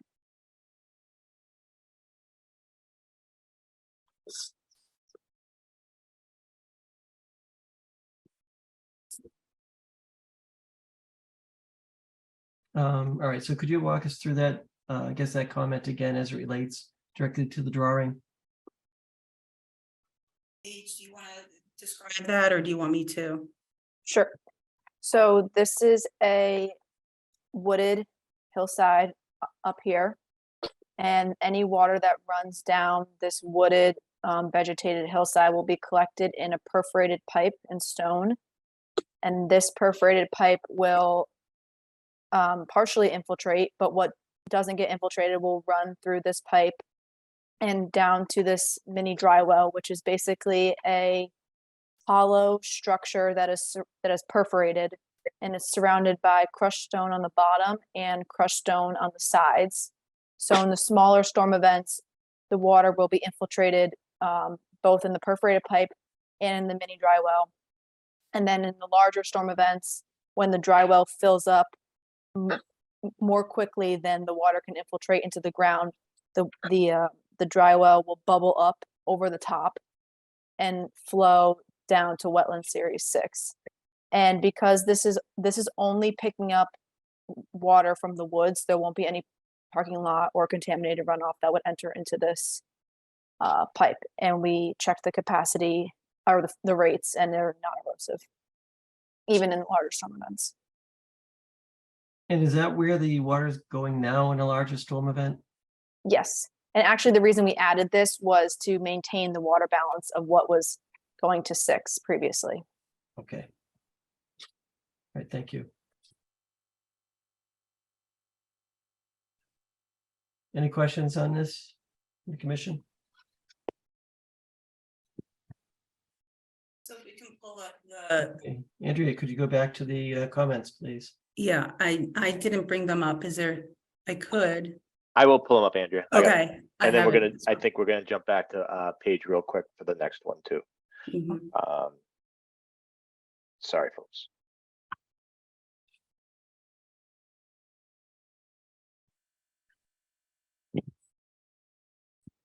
So the last couple of comments was by Matt and the commission as it relates to the IVW 5, which is a certified vernal pool. And there was a question about the potential thermal impacts from the runoff, from the rooftop runoff that is that is within the sub watershed of that area. And then secondly, as it relates to, the question was, is this a prohibited discharge to a Class B ORW?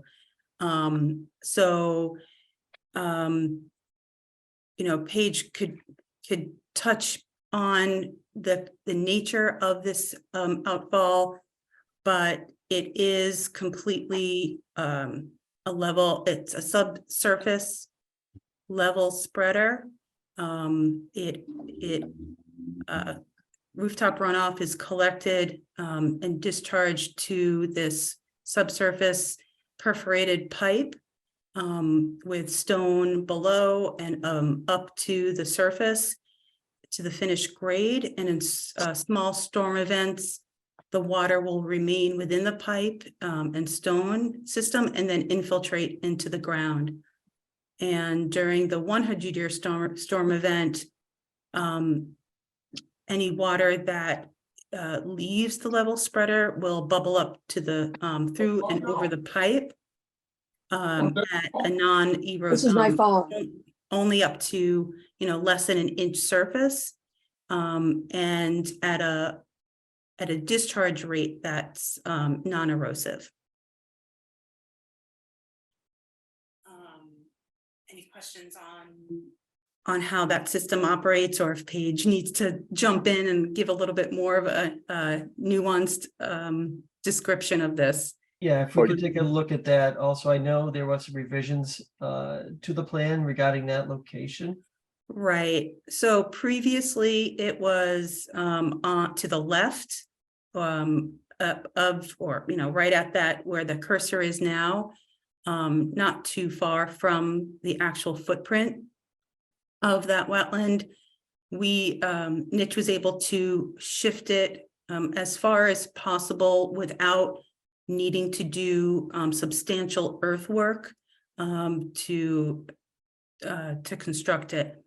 So right now at its closest, it's about 50 feet. If moving it further to the to the right or to the north would require blasting and grading and additional tree cutting. So this is, as far away as possible. It's within the existing limit of work as it is today. So this is a similar system. It's collecting rooftop runoff. It's directing it to the subsurface perforated pipe system, and runoff in the smaller storm events is it infiltrates into the ground, and the groundwater will, work its way down into a wetland 5. I think at the 100-year storm event is when there could be some, less than an inch of water coming to the surface at a very slow rate, where it would just overland flow through the existing wooded forested condition down into the wetland. Are there any questions on this by the commission? Paige, are you sharing your screen right now? Yes, I am. Could you zoom in on the isolated wetland? Oh. Yeah, so is that a wall against the road, or is that a guardrail? What is that structure? Rectangular? This is a wall with a guardrail. What is the height of that wall? Let's see, existing grade 163, and this is 166, so about 3 feet, Okay, give or take. I mean, yeah. And the guardrail sits on top of the wall. correct. Okay, all right, thank you.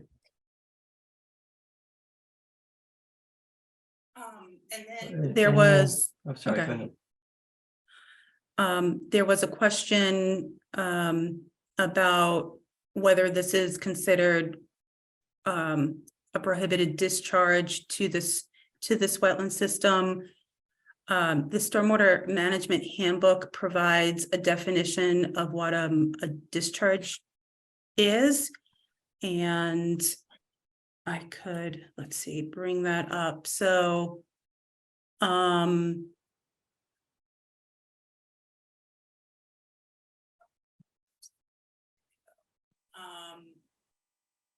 they provide a definition as a point source discharge is defined as a discernible, confined, and discrete conveyance of pollutants as opposed to a diffuse non-point source of pollution, which generally involves overland flow. So, you know, we're not discharging polluted runoff. Runoff from the rooftop is considered clean under the Wetlands Protection Act. I think someone is unmuted. Yeah. So, and then on top of that, you know, this is really a subsurface system with diffuse overland flow. So, you know, that's, you know, our opinion is that this wouldn't be considered a prohibited discharge to an ORW. It was much closer before, I believe, in the last revision. Mm-hmm. It looks like you've moved it probably 75 or more feet to the plan right. That's correct. Correct. Yeah, the left portion of, at its closest, it's about 50 feet. Okay. Yeah. Okay, any questions from the commission regarding this particular topic? On this isolated wetland that you're talking about or you're close to, is that solid line the water elevation and the dashed line of contour? No, that's the boundary, the vegetated boundary of it. Which line is the vegetated boundary? The dark dashed line is, if we look So- closely, you could see some of the wetland flag numbers. Okay, but the one I'm interested in is the dashed line in front of that one, and then you go to a solid line. Is the solid line the expected water elevation in that detention base or the? We didn't delineate the mean high water, you know, that's just probably a water, at the time that the survey was out there, you know, they pick up, observed limits of the water. So that could be, you know, represent one instance in time. But it's certainly interior of the flags. And how is that getting water fed to it? Because you've got the wall on the one side, you've got the road breaking left and right. Well, the intent of providing the rooftop runoff was to provide a water balance to maintain water coming from the new developed portion of the site. There's still water coming from the Plan South, Plan East, Plan West, and making up the balance of that from what was coming from the Plan North is the rooftop runoff. Okay, so can you zoom in on that again, please? Yes, so there is water entering that basin, that wetland from where it says notes coming, or it says refer. Sure. That elevation in there is higher than the vegetated wetland. That's correct. Yeah, we don't, you know, it's obscured a little bit because of the text box, but to, you know, that it is higher in elevation and it descends, you know, Plan North, Plan West. That looks like the only, I can't read the elevation. I see a 165 contour, and it looks like the wetland flags are at 160 or so. Correct. Yeah. Yeah, and then to the Plan South or Plan West, there's additional runoff coming from the woodland. And if you refer to the proposed drainage map, which was included in the stormwater report, Yeah. it shows all the off-site areas, which is in this power lines area that drains to wetland 5, that will be unaffected, you know, by the project. It'll be Okay. this maintained in the existing and proposed. And just from what I'm looking at, it looks like it's only getting water from one side. It looks like the water's running left and right and forward. towards the wall, but the wall is gonna stop anything in that direction. So it looks like the water's coming out at each end of it. Is that incorrect? Yes, Yeah. it actually mostly gets fed from the south, plan south. Okay.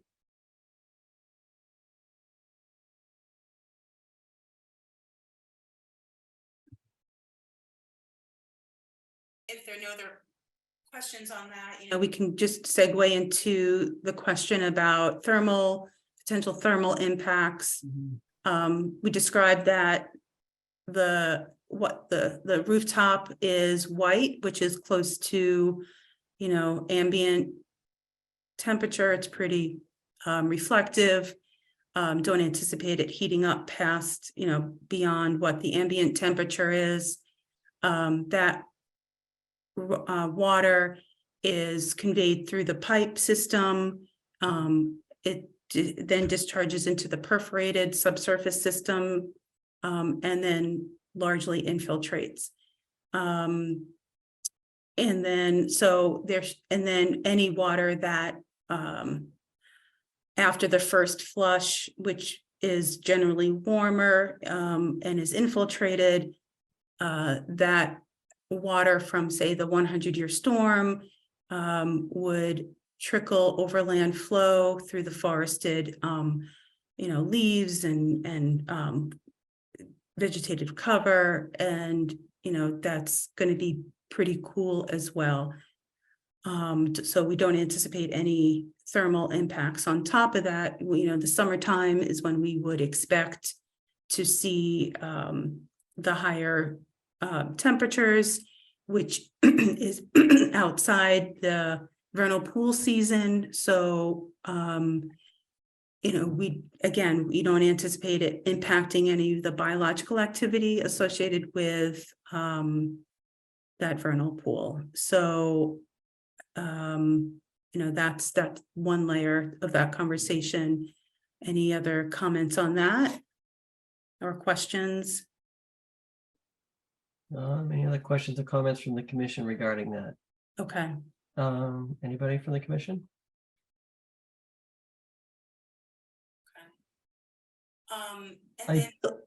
Sorry, Andrea, I do see one hand raised, member of the public.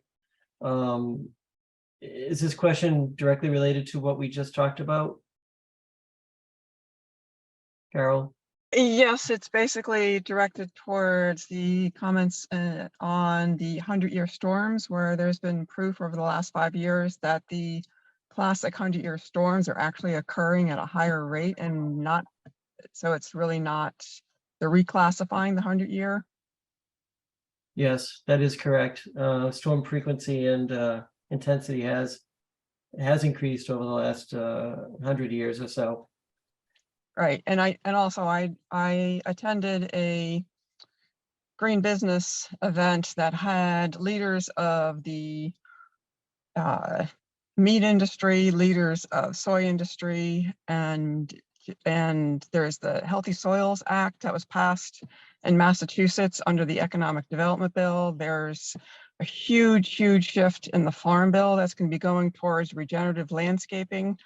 And companies like Walmart and Cargill, McCain, and General Mills are all shifting towards a huge focus on increasing in biodiversity, making sure that old growth trees do not get torn down.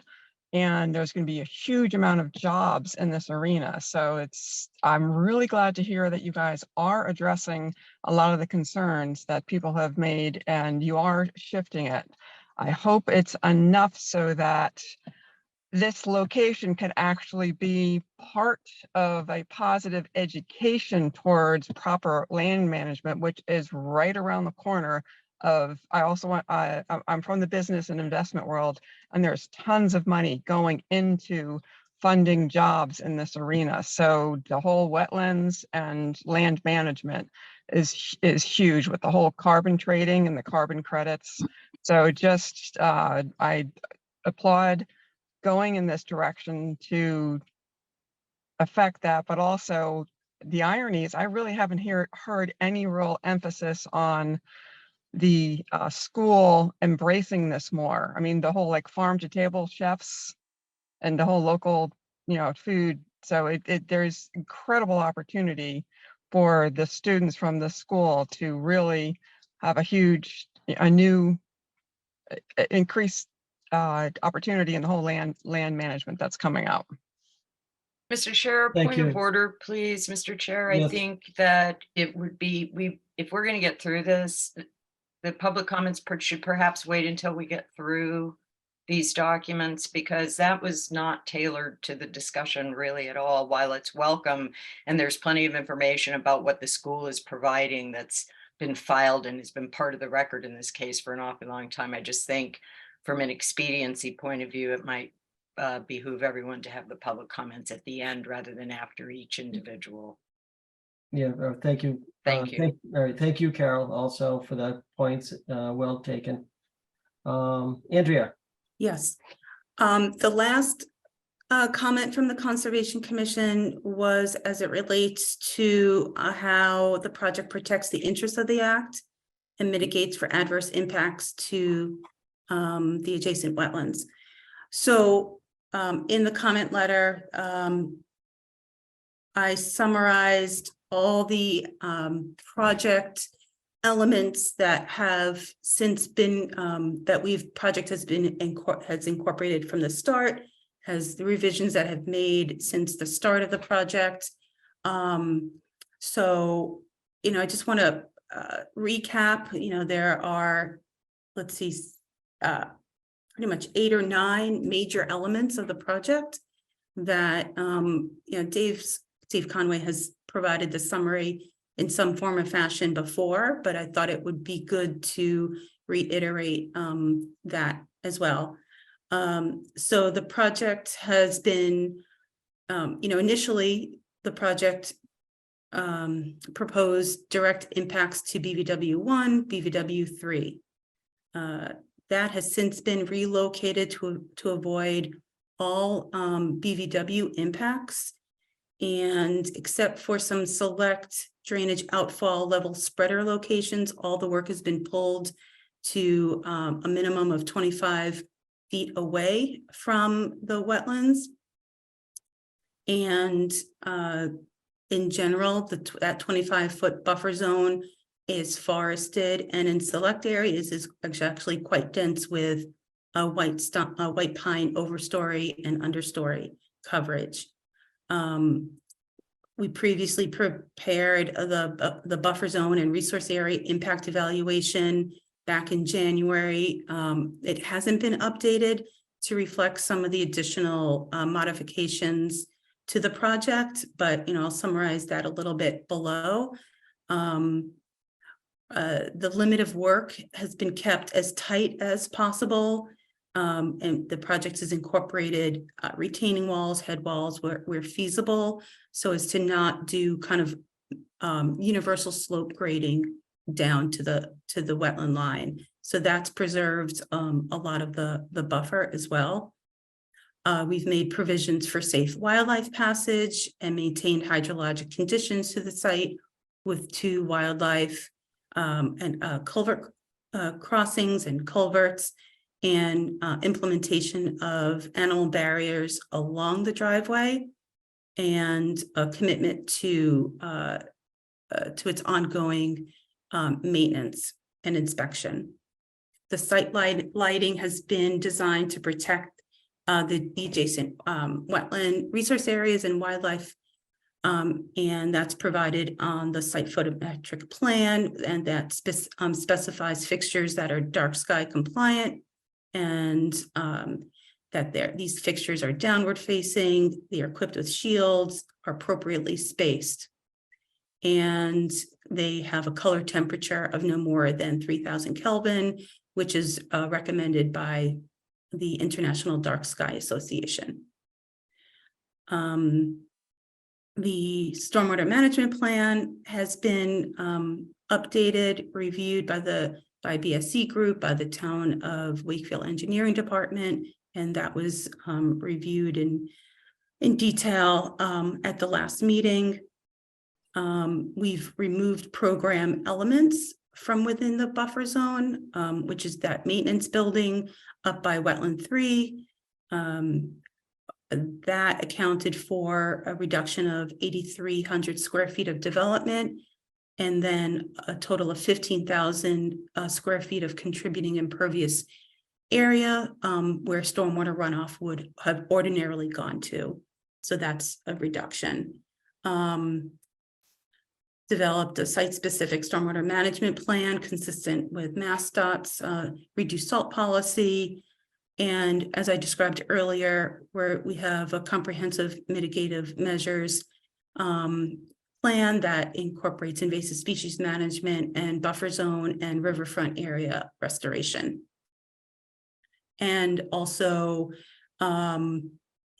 providing, revegetating some areas that are minimally vegetated.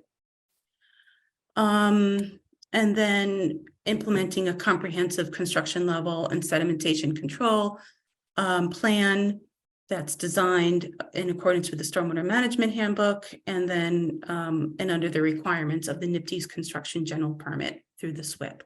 And we're happy to provide a copy of that once that is prepared, the final document is prepared.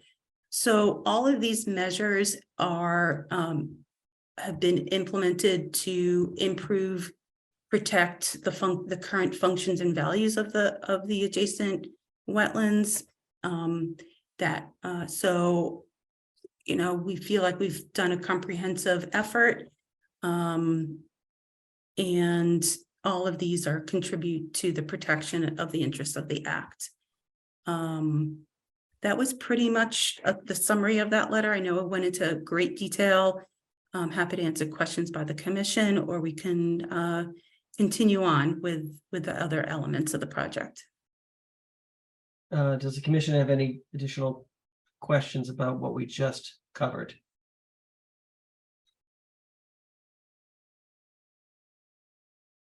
I do see one hand raised from the public. I will ask, is this, Rowan, do you have a question regarding anything we just covered?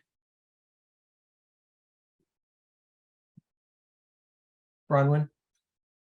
Actually, it was for the previous segment, but I can hold my question till later. Okay. All right, thank you. Thank you. Thank you. We were just looking where that wall's built next to that vegetated wetland. Was there a limit of work line around that wall area? Do you know where I'm talking? Near the vernal pool, Jim? Yeah. There is a limit of work off of that page is bringing up now. That's the like half scallop line, maybe? There. Dash and a dot. Yep. Dash and a dot. Okay. What is the distance between that limit of work line and the proposed road or wall? This line here. Yeah. In the wall, not sure. Probably like 3-ish, 5 feet. Yeah, 3 or 4. Yeah, 5 feet. And that's enough working room to get that wall in?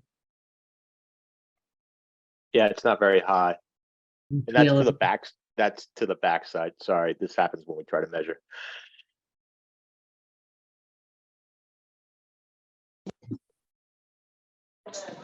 There you go. Okay. 3.4 feet. And what's the elevation difference there between the finished road and the isolated vegetated wetland? Road's at 166. Well, what's the height of the wall? 3 feet. So it's 169? No, the grade on the drive aisle is The driveway's 166. Right, so you're 3 feet above that with the wall? Yeah. Below. So, Well, Paige, can you just point to the 160 existing 163 contour? So the wall is exposed on the vegetated side and Yes, the road's higher than the isolated Road is vegetated higher, wetland. the road is higher than the ground next to it. Yes. So Plan South is lower than Plan North in the proposed.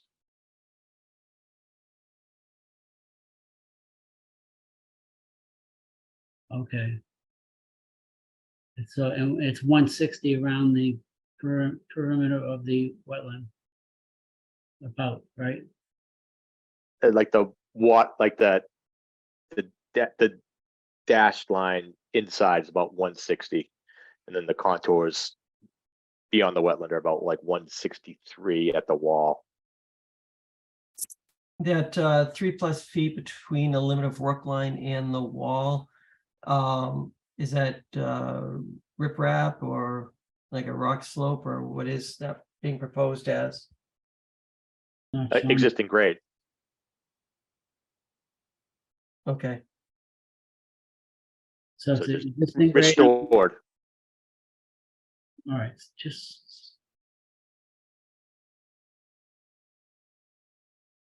So am I getting this wrong, or is the height of the wall about 6 feet? 3 feet? It's 3 feet, so it goes, so the guardrail goes, the top of the wall is even with the road surface, is that right? And the guardrail goes from there, right? Is that correct? Correct, okay. And so the bottom of the wall goes down 3 feet to the isolated vegetated wetland, right? It slopes down another 3 feet to get to the 160, right? Correct. Okay. So in 3.5 feet, it's sloping 3 feet. It's a wall. It's vertical. Well, no, but it's, There's you're gotta be a saying grade difference between, the bottom of the wall is at 163, and then 160 is, can you put the arrow where the 160 is? Just because I know there's a bunch of lines. It's the is it the dark? No, okay, it's those lighter ones. Okay. And what is the approximate elevation of the darker the darker the BVW This yeah, what is that elevation roughly?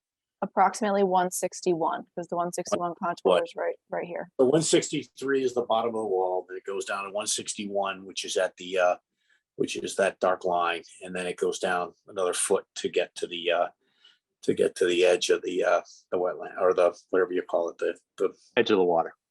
Edge of the water, right? Thank you. But that was, yeah. Okay. And can you, okay.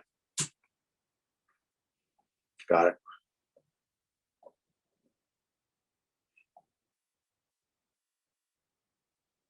Jim, are you all set in that location? yeah. Questions? that's it. Okay. That's it. Poured concrete wall, or what's being proposed? Sorry, that would be a stacked block wall Okay. with the option. If the contractor comes in and asks for a poured concrete, that doesn't extend the limit of work. It's something we take under advisement, but Okay. All right, what's next, Andrea? Mr. Chair, I think that's it for Andrea's presentation. So we'll be going back to Dave now to go through the remaining comments. I think Okay, thank you. Dave will share his screen with those. so these were comments that we received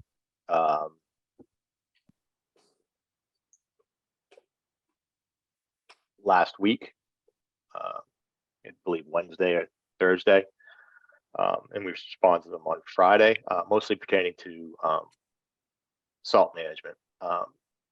So Paige, just in preparation, maybe bring up the snow management plan, but and I might expand on these a little bit, but the first question is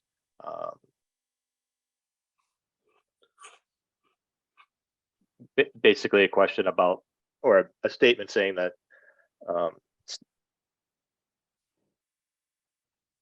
pre-mix and sand at a 1:1 ratio. Someone saying that the snow and ice control, that's ineffectual in reducing snow and ice from bonding to the pavement. Again, we're going with what Mass Dot is proposing. we're willing to work. And again, this is basically be the theme for all of these. We're willing to work with the town on any reasonable condition for the snow management plan. We've put a decent amount of work into it. We've done a lot of research on it, but what we're proposing, we feel meets the needs of the act, protects like safe travel through the site. And Dave, I have a question for you then, because I wrote Sure. that question. I'm a little confused there. Who is plowing this road? Is it the town or is it nope, your? they have their own contractor. So we That's done in-house. No, not in-house. It's a contractor. So we checked with the contractor before we did this, and we did this back in January and February to make sure that the contractor is capable of doing it to like this level, that we could have calibrated machines, that these materials would be available, that they could do this in a professional way. So it's not just, two guys with a, pickup truck with snow plows on them.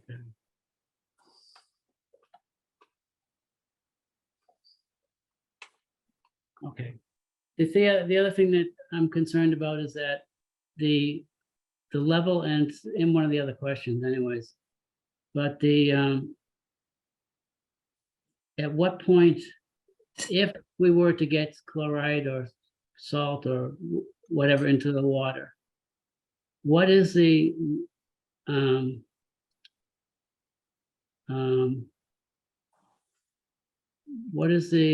solution that would be detrimental to the plants? Because I know the plants can't take as much salt as people could, or even the animals that are in the area. What is that concentration that is hazardous to the environment? Because I don't see that here. I think that's a pretty broad question. What we're being proposed is to use the smallest amount to get the job done effectively. And I would turn the question around and say, how is this managed elsewhere? And I mean, we're not inventing the wheel here. How else is this? This isn't the first roadway that contributes to a wetland in Wakefield. How else have you dealt with this problem? This is a small wetland, and it doesn't. We're not talking about big volumes of water that's out there, so it doesn't take much. It doesn't take much to pollute that water and cause harm to the, or you could actually even kill the wetland if it got up high enough. So I think that's a key information that you need. This isn't like plowing down Main Street. It's quite a different operation. And it's not like plowing 93. It's just not the same. I don't see you taking the same type of precautions that I think are necessary for this type of situation. And the one thing that bothers me, I beg to differ. We've put forth okay, a you can professional differ. plan. You can differ. You can differ, but I'm just stating what I'm concerned about. That's all. And I don't see how you can go forward without knowing what that solution would be, so that we can monitor that and check to see if we are going to, at least we could do something before this thing dies, if that should ever happen. If we had some notice that something was going on and it was failing. So that was what I was looking for, a solution, or, I mean, there must be literature on it or some type of reports or studies or something.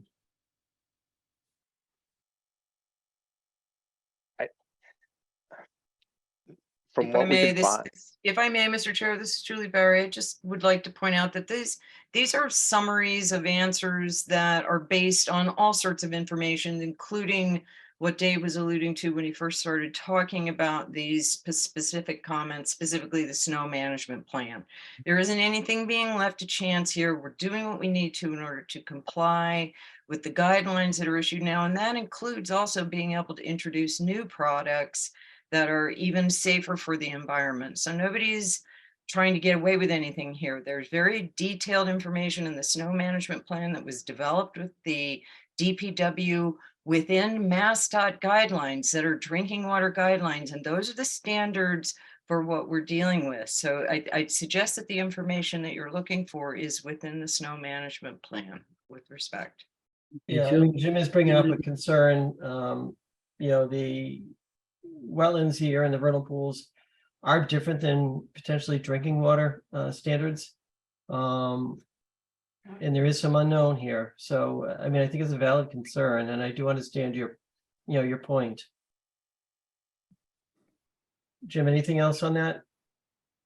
I mean, I could go on for an hour on that, so I'm not gonna get anywhere. I'm just telling you that I definitely think that you're wrong in your assessment of this. I know you've done a lot, but this isn't, that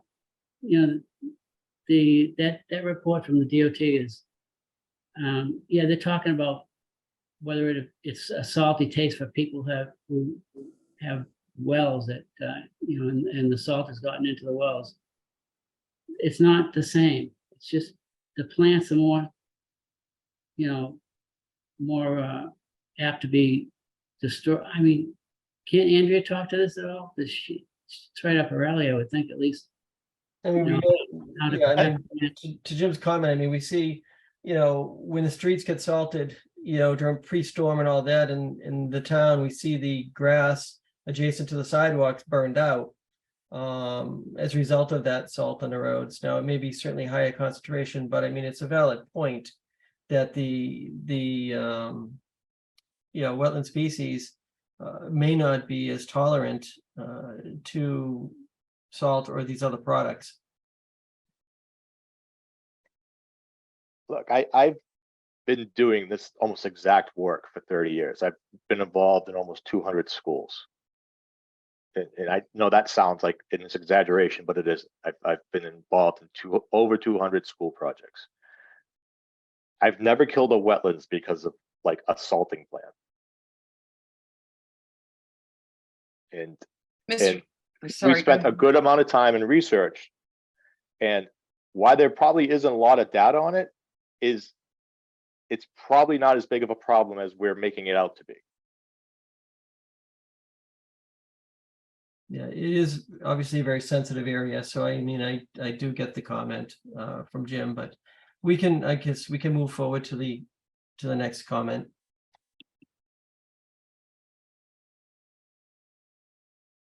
Number two, it Yeah, is you can do 240 that. pounds per lane mile. We have but again, we're willing to work with the town on whatever they feel is appropriate. I'm sorry. Concern about the road leading from Hemlock Road to, this would be to the upper campus, as well as the street runoff from the high point on Hemlock Road down to the low point of the guard shack. I think a good point to remember is the entire campus would be under the low or no salt management plan, which is a better condition than it is under today. So that, overall loading heading to any of the, onto the site would be less than we would see today. Add, delete catch basin and Farm Street. We did. That's the one that's abandoned in place anyway. But we changed the plan to indicate that. Again, we've brought this up before. That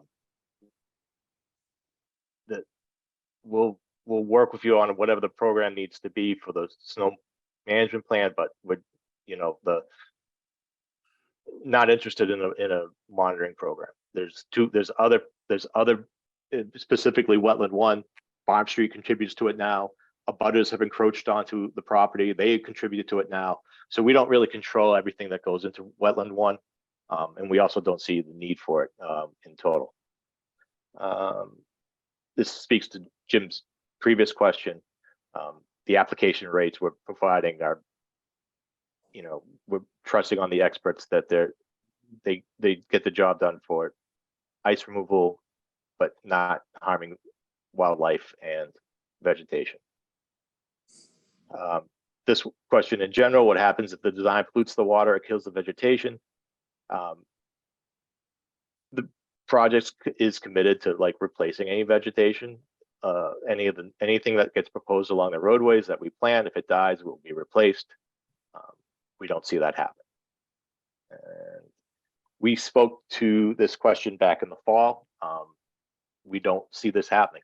I think the expert that we had back at the time says the cracking of the bedrock goes no farther than half the distance to the next hole.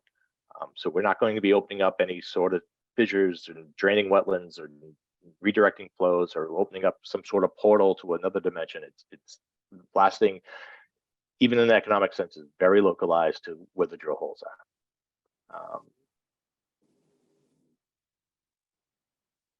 are. So this would be, Farm Road does contribute to Wetland 1 now.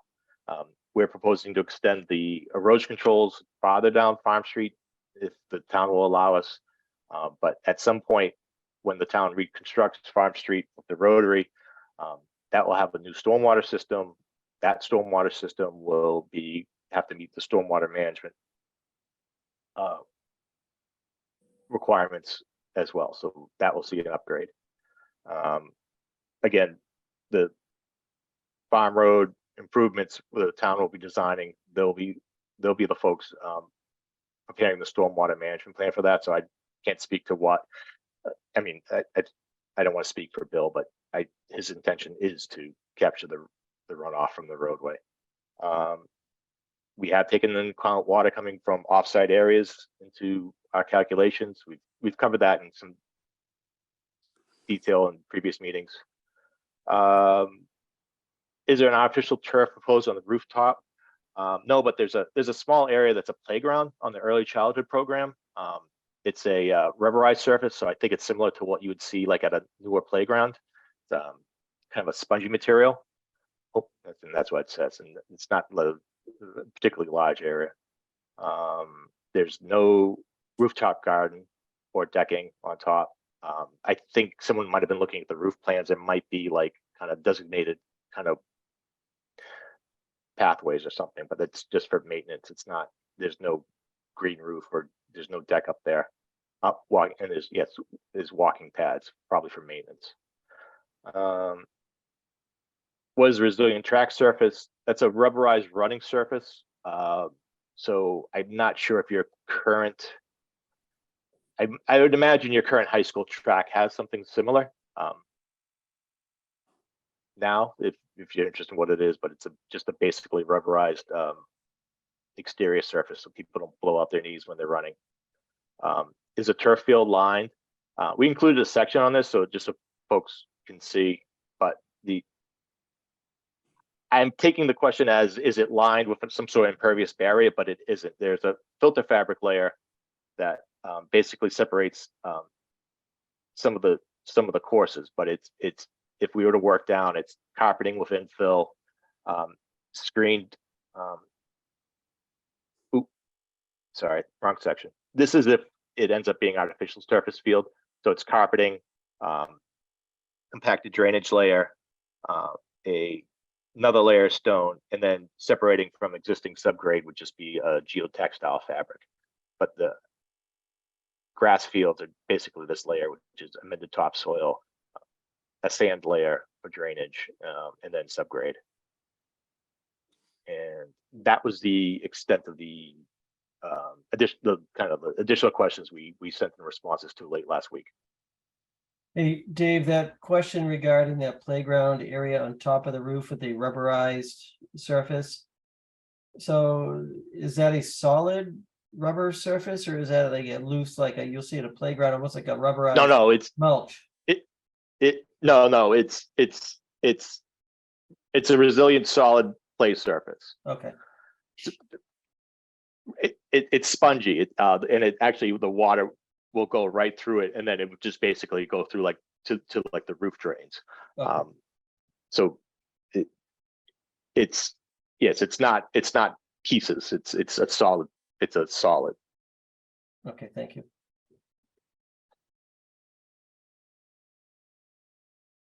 All right, does the commission have any questions regarding those responses that we haven't already talked about?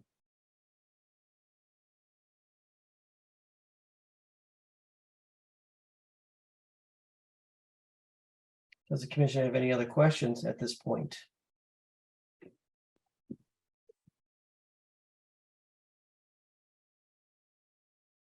I do see a few hand raised from the public. We will be limiting the number of questions.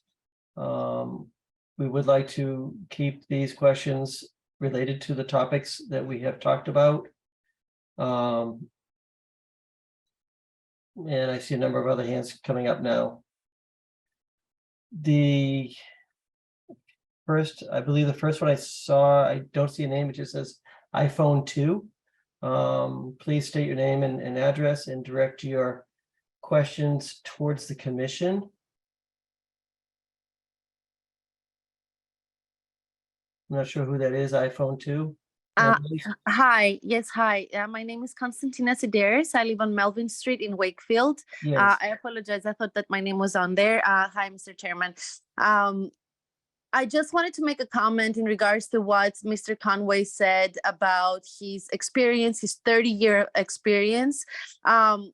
It's very interesting because in the past 30 years, the climate and the environment we've seen a dramatic decline in the environment and the climate. So I don't think that it bodes well for this project right now, this particular comment. And also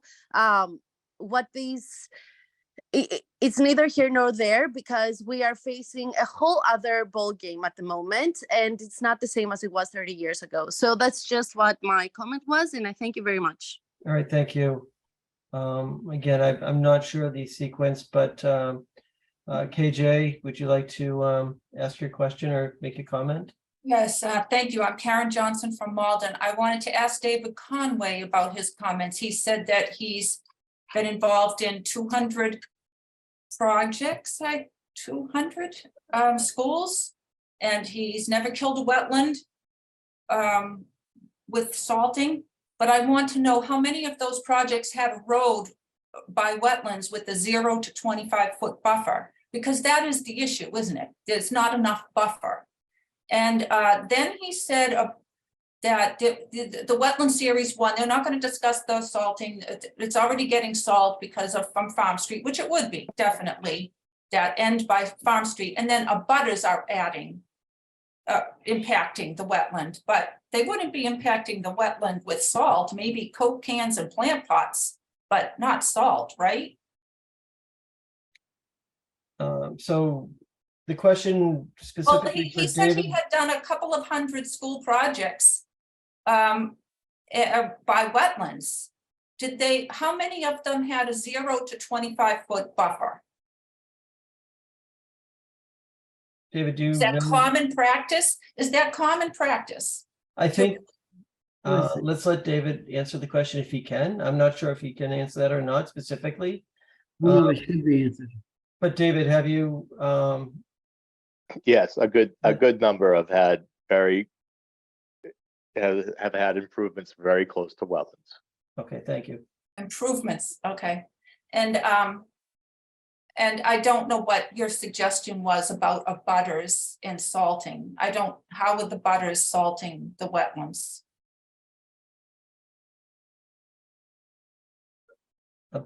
I'm not sure where that statement came from. It came from, he was talking about impacts to the wetlands and they get the salt from Farm Street and the butters are. Oh, so David, can you answer that? My guess is that you're talking about neighbors possibly salting driveways and the town salting Farm Street. No, it was in response to the testing of wetland 1. And the Okay, statement did like was, the testing? Karen, please Mr. don't Chair. interrupt him. Yeah, okay.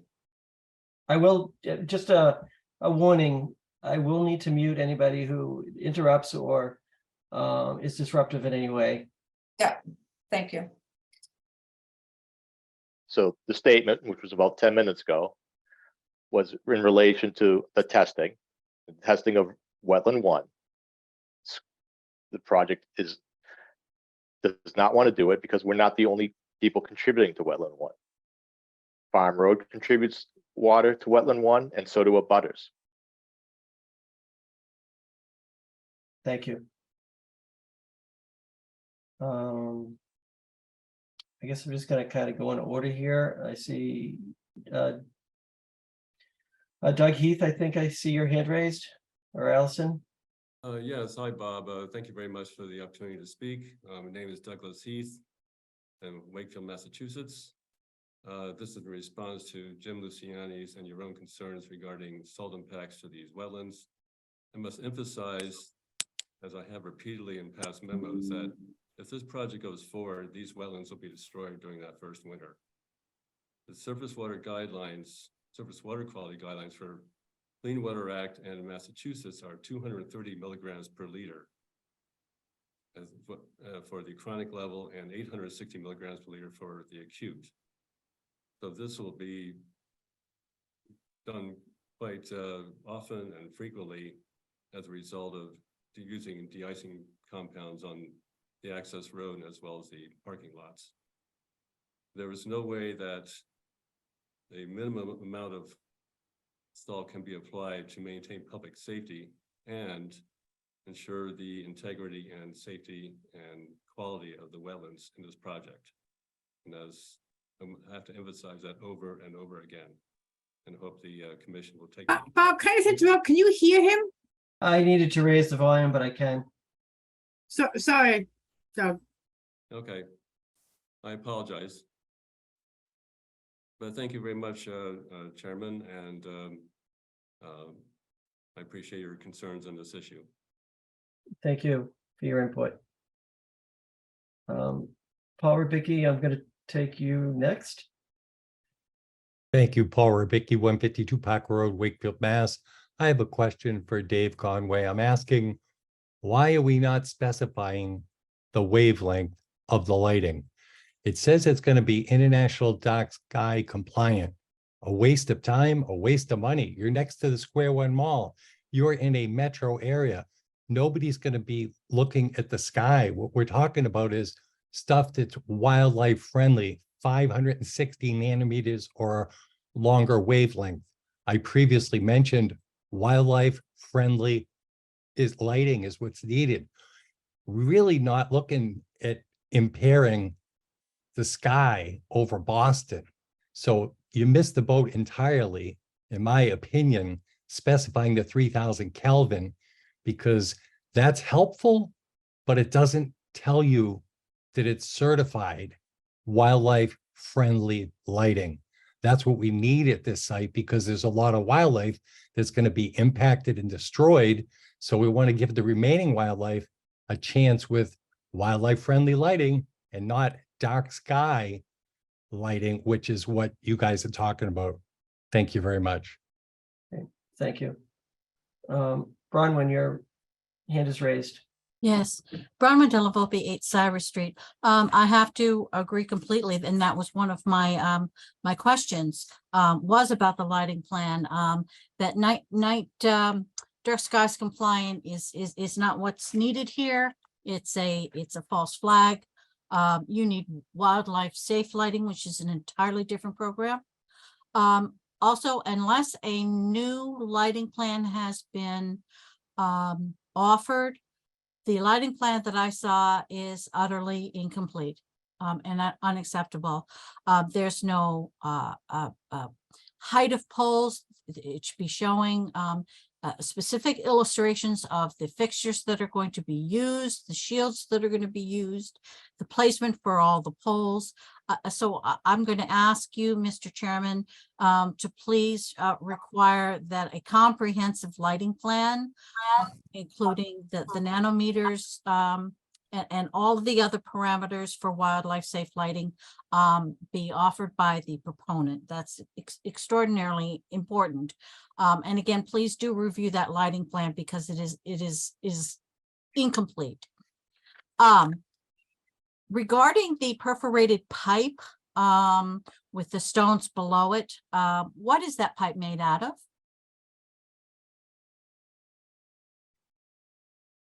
So David, the perforated pipe, are those PVC pipes?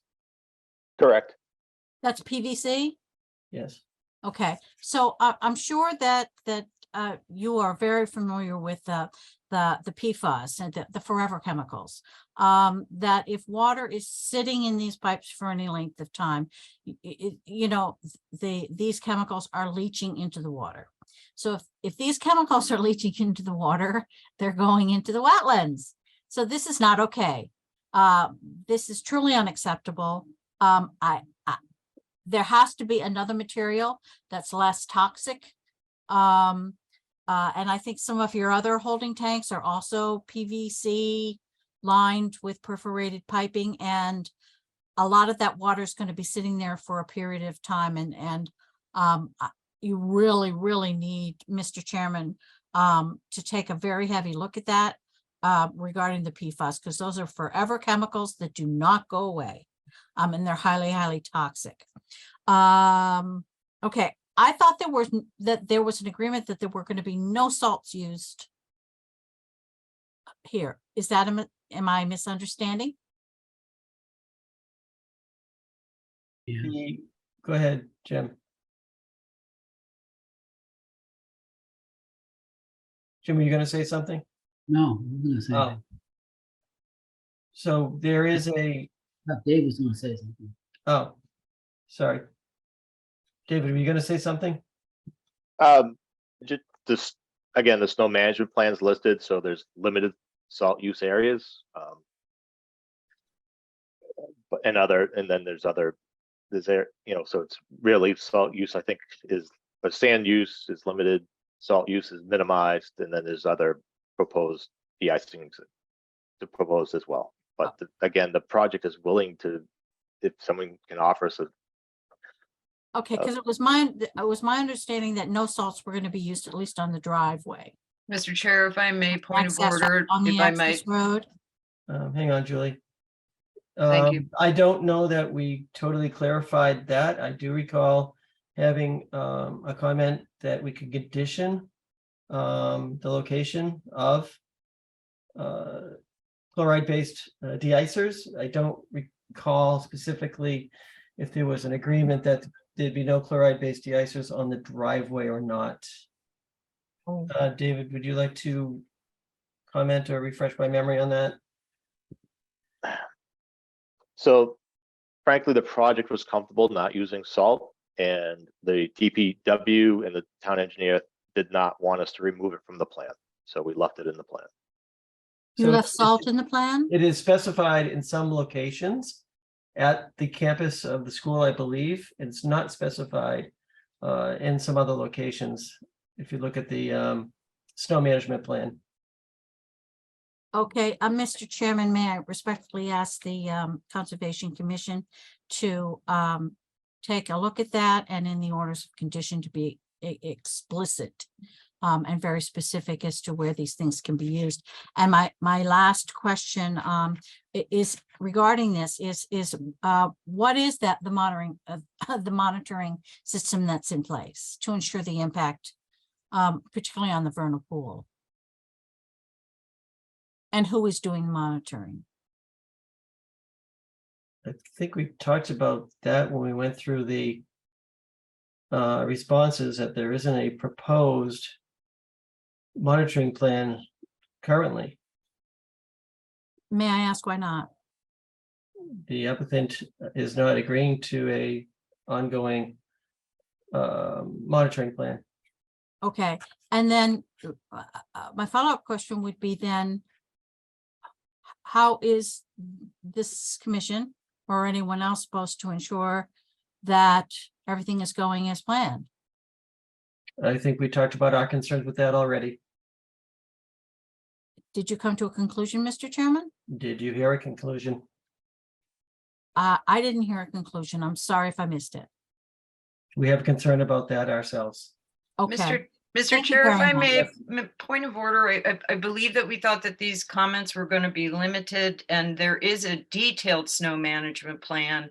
The representation was made that we were working with DPW in accordance with MassDOT in order to provide a plan that used the materials that were approved for use in exactly these areas, bearing in mind, and we've answered this question in as many ways as we possibly can, and bearing in mind that the town itself uses significant salt and de-icer on Farm Street as well as at Butters. So we'd ask if we could confine these comments, because that last commenter had about 6 different questions. Yes, I do agree that we have covered this topic. And we do have, as a commission, have concerns that we have expressed. Thank you. Thank you. Bob Brooks? Thank you, Mr. Chairman. Bob Brooks, 7 June Circle. Can you hear me? Yes, fine. Okay, perfect. Thank you.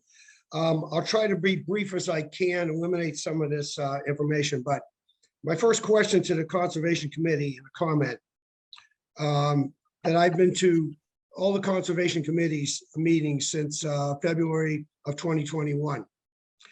And also went to the site visit with Andrea Kendall from LEC back in March of 2021. The question I had to not only the chairman and other members was, how can these wetlands areas be developed and those changes made to alter this area? And the answer I received was simple. They can only make the changes only if they make it better, do nothing at all, but they cannot make it worse. And I'd like to get an explanation, I probably won't get it, to how 6 months of site preparation, 14 plus acres of tree clearing, the loss of 600,000 square feet of tree canopy, months of ledge blasting with ear piercing rock crushing, the removal of large amounts of soil, the destruction of an entire ecosystem, the potential of increased storm and groundwater, and the probability of increased flooding in the June Circle, Stoneway, Rivers Lane, and Farm Street residential areas will only make it worse. With confirmation by the proponents at a recent Concom meeting, the water discharge from subsurface system 4 and subsurface system 3 directly onto town of Wakefield land, which is Plan 40B, parcel 17, which is directly behind my house, also includes another parcel, includes wetlands and about 16 residential houses. This water is discharged will continue through areas of private property to the mill and Saugus River. Both common sense and science says it is not going to be the same, nor will it be better. It will most definitely be worse. And no matter any amount of mitigation spin on it, will not improve it. And I've heard this word mitigation over and over and over for the past couple of years. So I decided to look up the definition. And just to be certain, this is what the definition of mitigation is in case people are not aware of it. It states to make less severe, less serious, or less painful, to lessen the gravity of an offense or a mistake. And I don't believe any amount of mitigation will ever make this better. According to the Massachusetts biomap, this town-owned area, which is 8.43 acres of land, has approximately 60% of core habitat, 75% of the critical natural landscape, and 40% on the natural heritage and endangered species map, which I actually got from the NEMT website. You may not be able to protect the NEMT property, but you can protect the property of Wakefield. How can they actually discharge the water into this area? I urge the commission to first do a site walk and not just rely on data presented to you and in your own decision-making process. That's my comment. The question I have through you to David DeBerry is looking at the information from Niche Engineering. There is standard 10, an illicit discharge compliance statement. And the statement says that based on the information available, there are no known or suspected illicit discharges to the stormwater management system at the Northeast Metro Tech site as defined in the Mass DEP Stormwater Handbook. I just want to ask Mr. Conway, although it's dated April 4, 2023, is this information still accurate?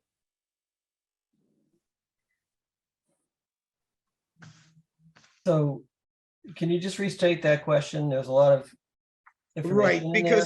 because of the amount of water, stormwater, which through the town engineer wanted it redirected from wetlands 1, coming out of subsystem 4 and 3, going into and discharging into the parcel 17 of town Wakefield property, which my property abuts also.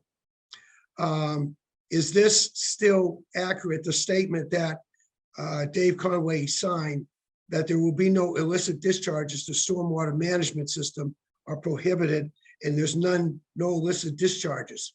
So there's no illicit discharges coming out of subsystem 4 and subsystem 3.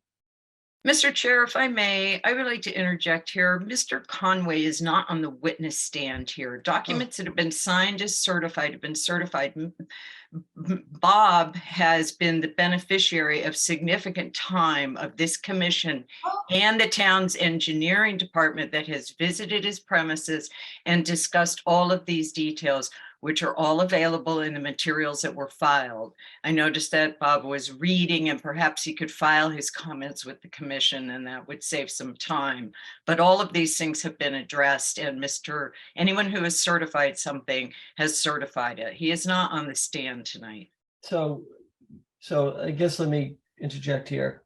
So I know last meeting, Town Engineer Bill Rennell did offer his summary of the stormwater management plan, and he was satisfied with the plan that was presented. And I know he did directly comment on some of the impacts that you're mentioning, Bob.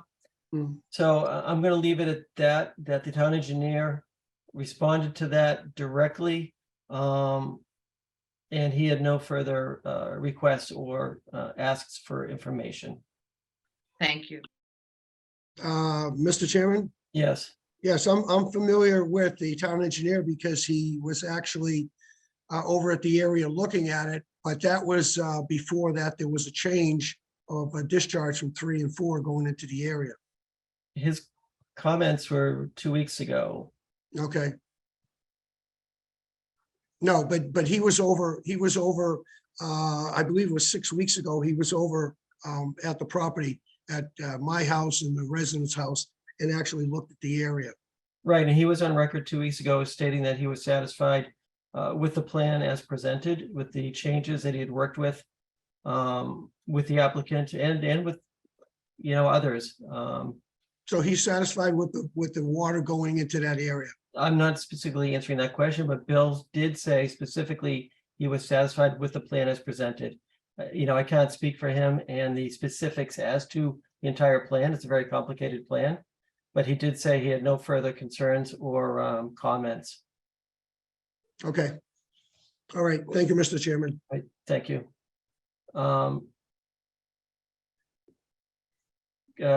Christine Rio, I think you're next in line.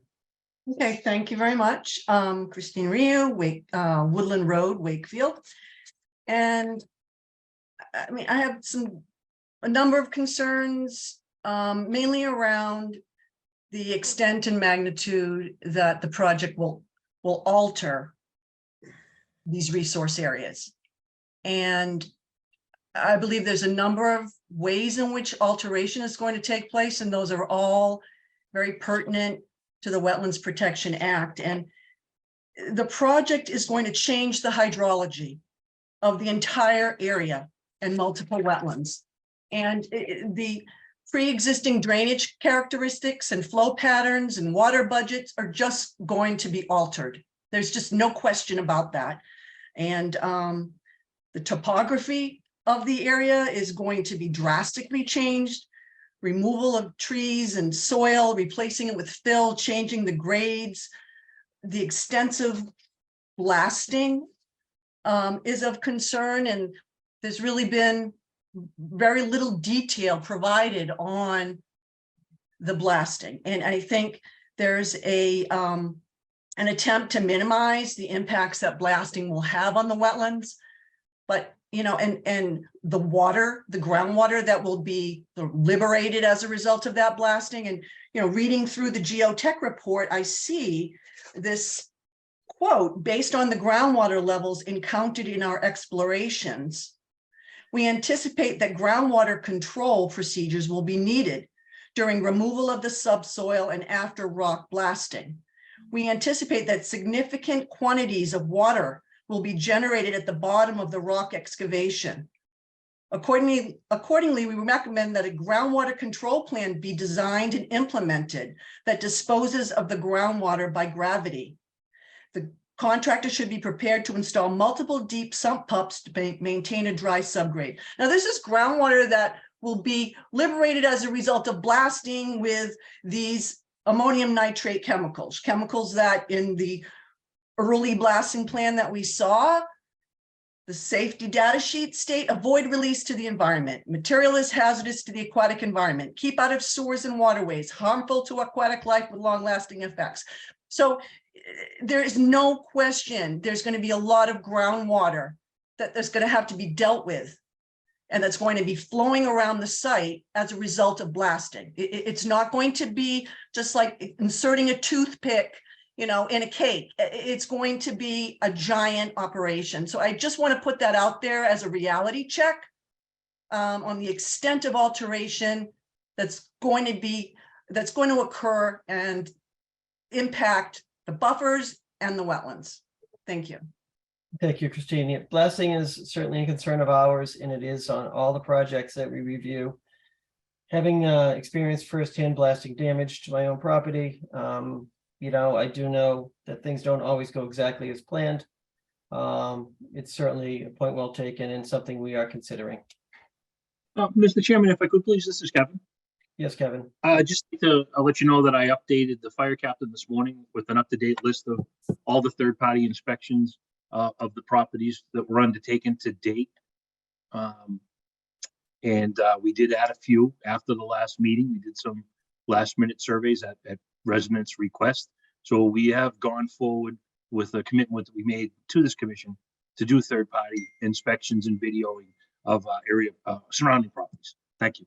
Okay, thank you. Was there something also about ammonium nitrates not being used?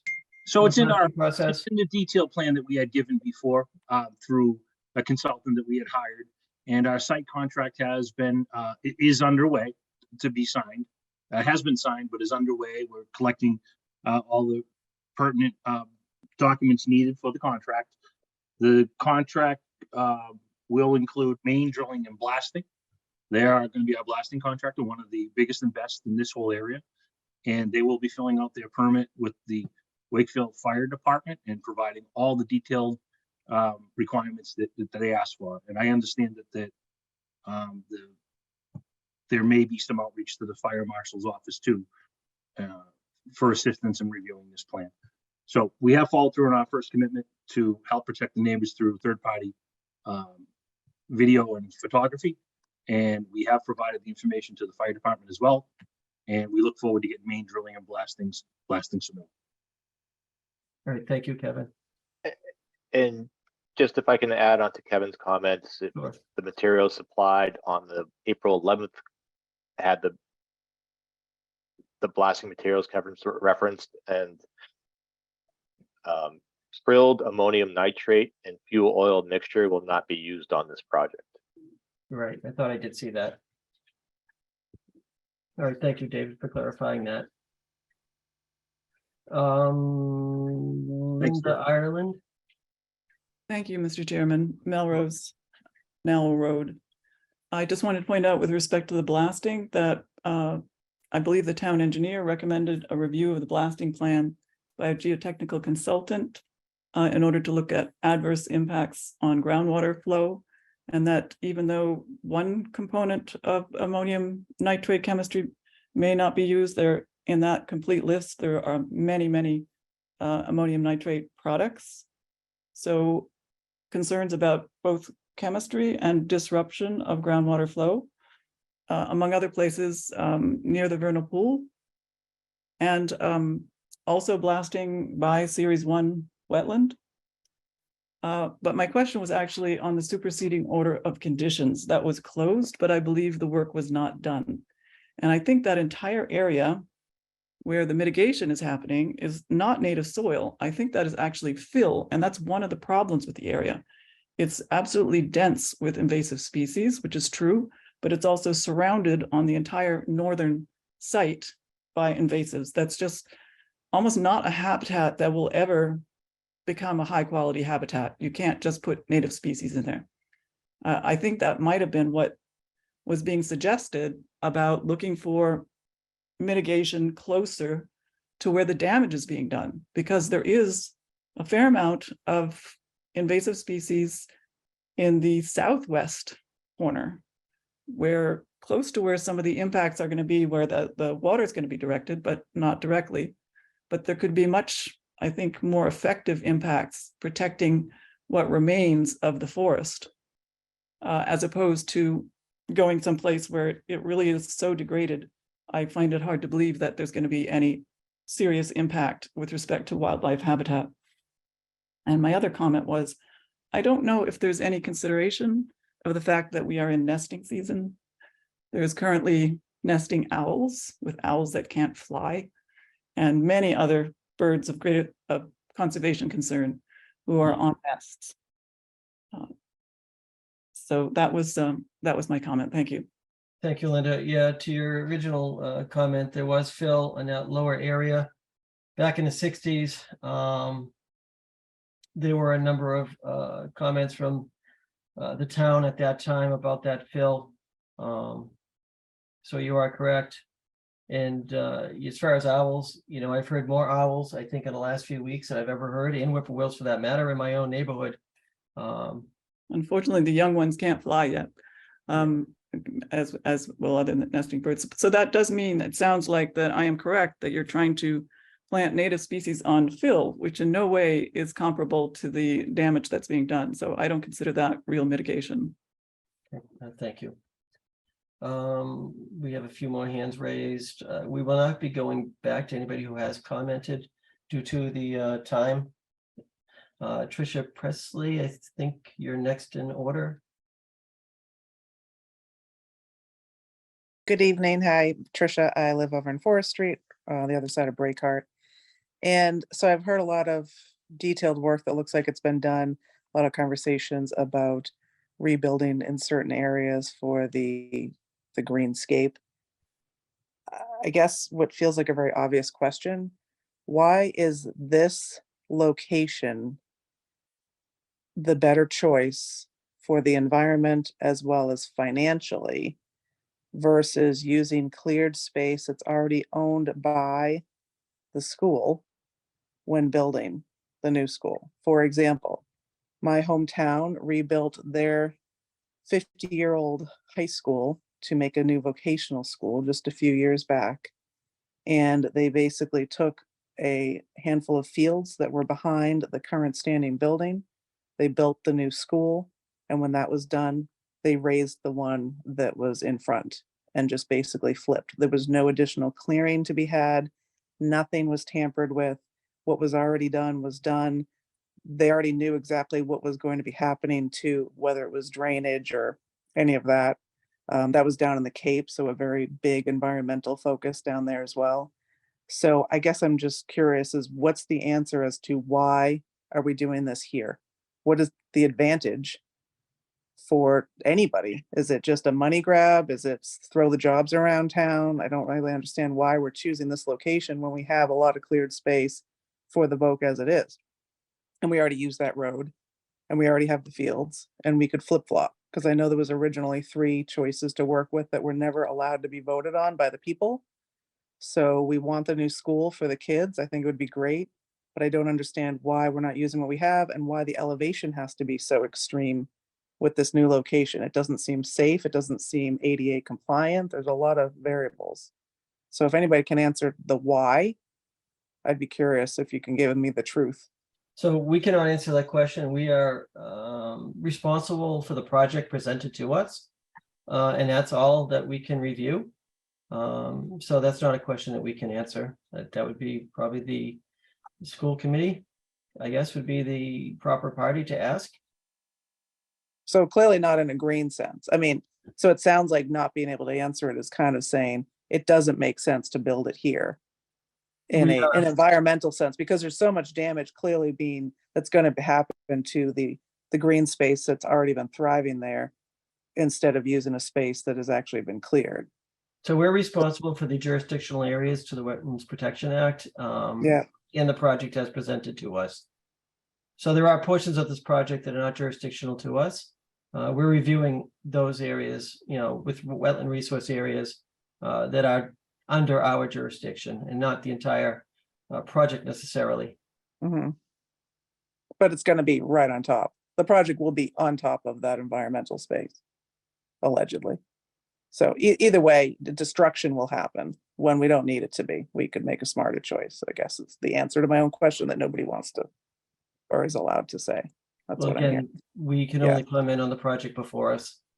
Yeah. We're not involved in choosing locations or anything to that matter. We review what's given to us. Yeah. And then it's Well, up- I'll and take a then little it's up to solace us. that at the end of the day, for all these concerns that come around, Mother Nature's clearly gonna make the last decision. So I guess karma will find its way if this is the choices that are made. But I really hope everybody's hearing to these people's concerns because it's just a damn shame, the whole thing. It's just bad humans. All I'll right, stop.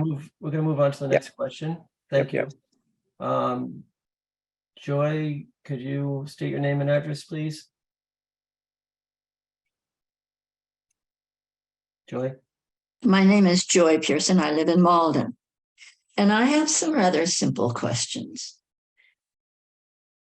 I was listening to some of your other presenters and projects. And I want to ask, is the MENT forest owned by the town? Because I heard that it wasn't. I wrote it down as soon as it was said. If it isn't, who owns it? So the question is, who owns the Metro Tech, who owns the parcel of the proposed project? Is that the question? Yes, I think so. It was, yes. So it was stated that that is school property, I believe. Somebody stated that. I'm not saying they stated it was school property. I wrote down exactly what they said. And it was, let's see. Oh, sorry, I got too much written here. It is not owned, this area is not owned by the town. Right, I think the comment was owned by the school. Would Oh, I didn't somebody, hear that. Would the applicant, I guess, like to respond to that, the actual owner of the property? The property is owned by the school. It's not owned by the town, and that includes the trees on the property. Thank you. Joy, does that answer your question? Well, that's a beginning question, if I may continue without interruption. If I may, Mr. Chair. That's an interruption. Hang on, both. Mr. Chair, I was just responding to Joy's question, but I would ask again, given the hour, that these questions be confined to what was presented tonight. All of this information, the site selection, all of this is in materials that have long been filed. I have also made that request too, that the questions be specific to the topics that we've covered tonight, so that we're not rehashing prior conversations. Joy, do you have any more questions about things we've talked about tonight? Well, it seems like you're doing a lot of work, a lot of talking, a lot of almost arguing to make something work no matter what. It is not going to work. You have too many things that are wrong. Too many things that are wrong. And I will go right into another question. And that is, does Wakefield have a lot of vernal pools? Would you define a lot? Well, yeah, I guess I will say, are there a lot of vernal pools to make allowances for and to make everything work because you want it to work on the athletic fields? Would you have all of these problems if you were to build on the athletic fields? Like the woman before me, I think, who said, would you? Can you answer that? would you have these problems if you were to build on that? In other words, are there so many vernal pools that you have to accommodate, or you have to make do about, or you have to explain, well, this is going to work and we won't use this, and are there so many vernal pools there at the football, baseball, at the athletic area? There are other vernal pools in Wakefield. There are certified and non-certified vernal pools in Wakefield. But again, the answer that I provided to that last question was, we are responsible for the project before us and deciding whether or not it meets the performance standards of the Wetlands Protection Act. That is what we are tasked to do. I see. And we're taking all the information we received over the last 6 months. That's continued to come in today, as a matter of fact. And that's what we'll be using to determine whether or not we feel the applicant has met the performance standards. I see.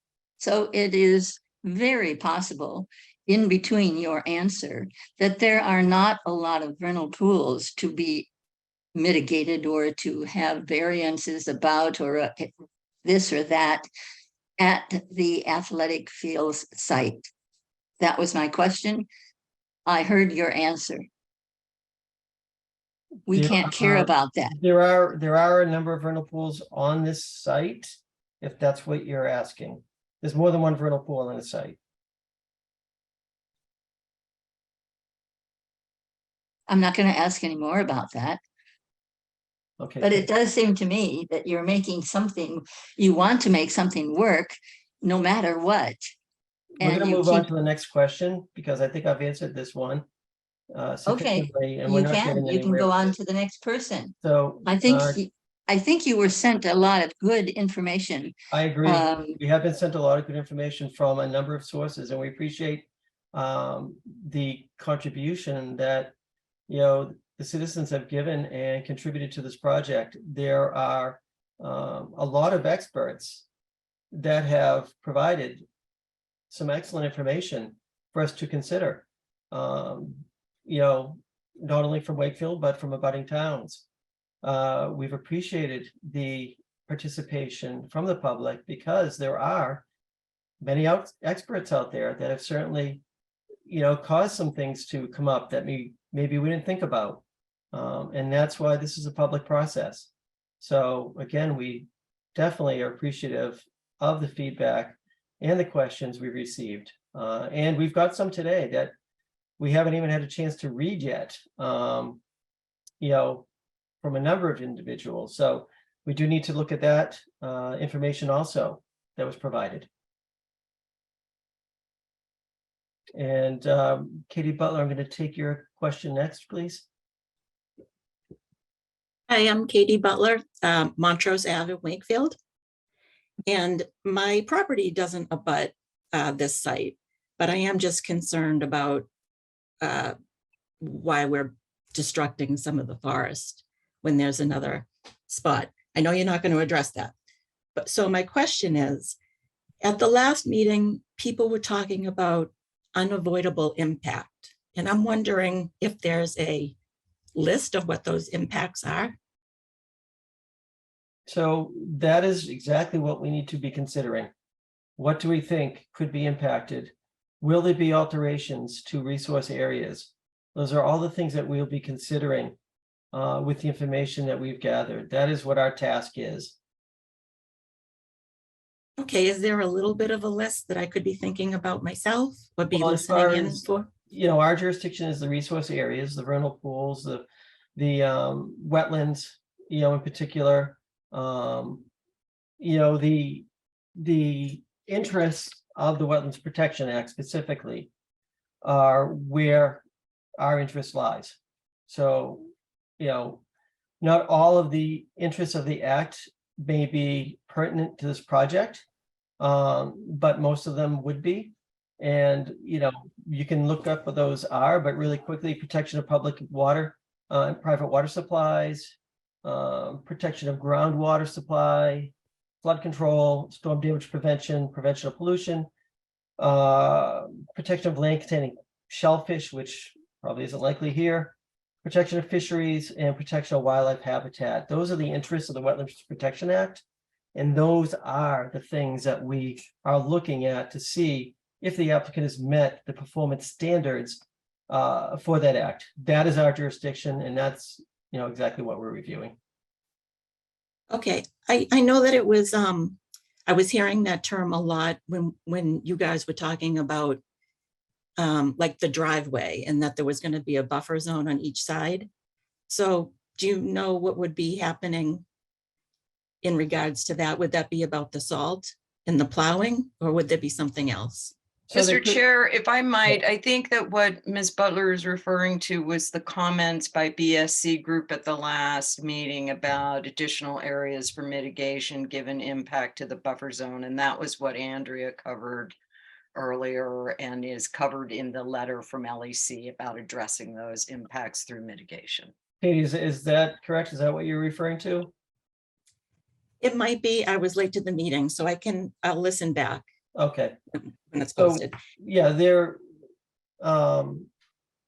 buffer zone contributes, buffer zone is very important to us. It provides a number of features important to the resource areas. So those are things that we are considering, impacts to the buffer zone and what those impacts may in turn result to resource areas in the interest of the act. So, yes. Okay, and then just one more question. Now that this is the second, it's not even summer yet, to have brush fires in Braycart, do you think changing any of the groundwater is going to affect how dry the area is and possibly have the fires closer to the school, closer to Farm Street? I can't answer that. I mean, I do know the wildfires were in Braycart and not on the school property. But I cannot answer that question. Okay, does anybody here know about groundwater? As Oh. far as like how dry something would be in the area and how things would change? The applicant's stance is that the groundwater will not be altered, and the resource areas will not be impacted. I don't know if that answers your question, but that is the applicant's stance. Okay, thank you. You're welcome. Sasha, you're next.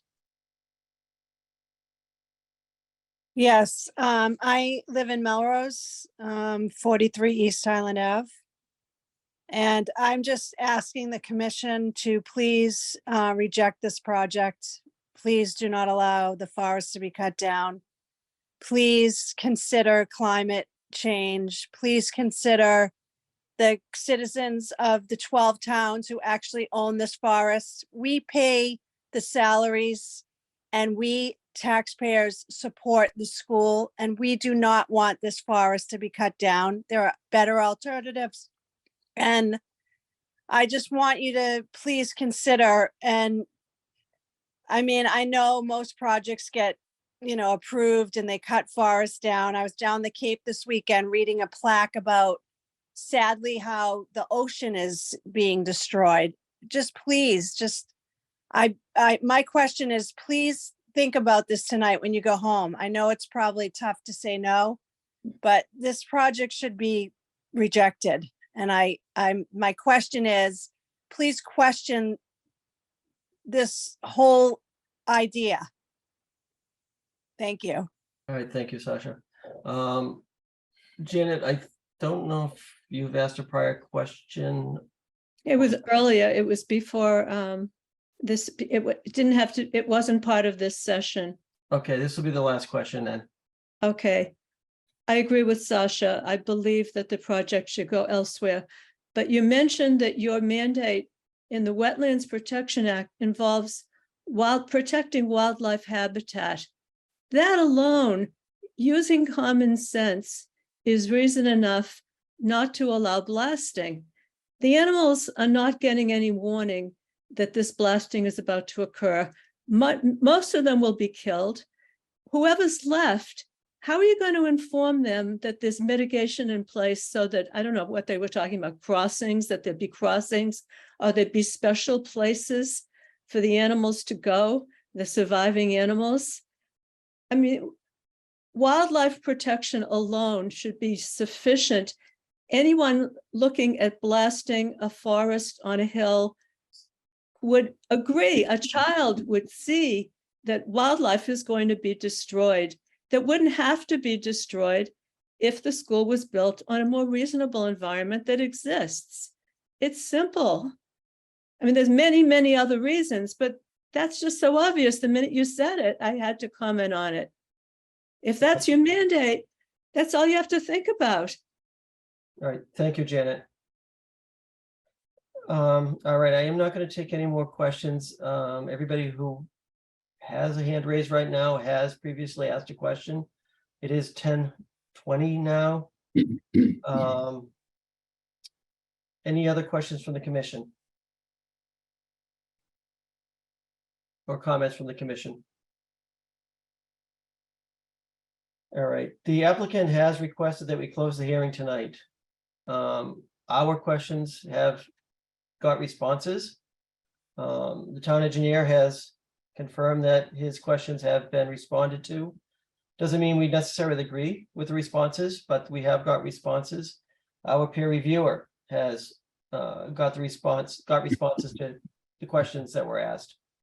So with that being said, we're not asking for any additional information or comments at this point. And again, the applicant has requested the hearing be closed. So would somebody like to make a motion to close the public hearing? I'll make the motion to close the public hearing, Bob. Is there a second? I'll second it. Is there any discussion from the commission?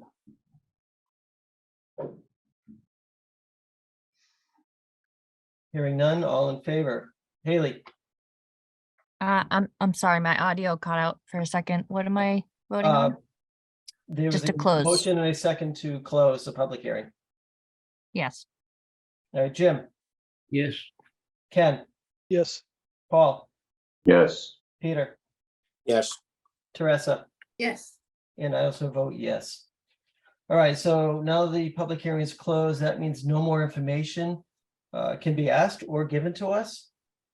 Any decision that we work on will be based on information we have previously received up through today. And we do have 21 days to issue a decision based on the information we have for this project. So there will be no further comments or questions or again, information requested. I do want to thank, the citizens who have provided a lot of things to think about and a lot of expertise to us. I do want to thank the applicant for working through this project and, the changes that have been made along the way. This project has come a long way from where it was first presented. So thank you to everybody for the contributions that have been made so far. We do need to think about everything that's been presented and then issue a decision within 21 days. So we will likely be getting together again sometime, certainly within that 21 days to discuss, the project. And that's all, for tonight concerning this project for the DEP 313-60100 Hemlock Road. Thank you, Mr. Chair and the members of the commission. We appreciate your time. All right, thank you again to everybody, citizens and the applicants, for all the hard work. This project's been going on, at least, their intent for like 6 months. And prior to that, the resource area delineation, it is the most complicated project that we've ever been involved with. Certainly been the most challenging project. So again, thank you for everybody's contribution. And that being said, do we have any additional business? Rebecca? everything that I could think of possibly covering was covered in those few empty moments earlier. So I don't have anything else for tonight. Okay. Judy, do you have anything else you want to cover tonight? Nope, just send me any of your open space ideas, comments, thoughts. Please Again, complete the yes. survey. Please, members of the public, check the survey for open space on the town website and, contribute to that as you've contributed to this project. Would somebody like to make a motion to adjourn? I'll make a I'll move motion. to adjourn. I'm sorry. Go ahead, Peter. I'll make a Peter, I think Peter got you by second. Was that a second, Teresa? That was a second, definitely. Okay, any discussion? Hearing none, all in favor. Haley, Yes. Jim, Yes. Ken, Yes. Paul, Yes. Peter, Yes. Teresa, Yes. and I also vote to adjourn. All right, good night, everybody. Good night, all. Night all. Have a good night. Good night. Thank you. Thank you.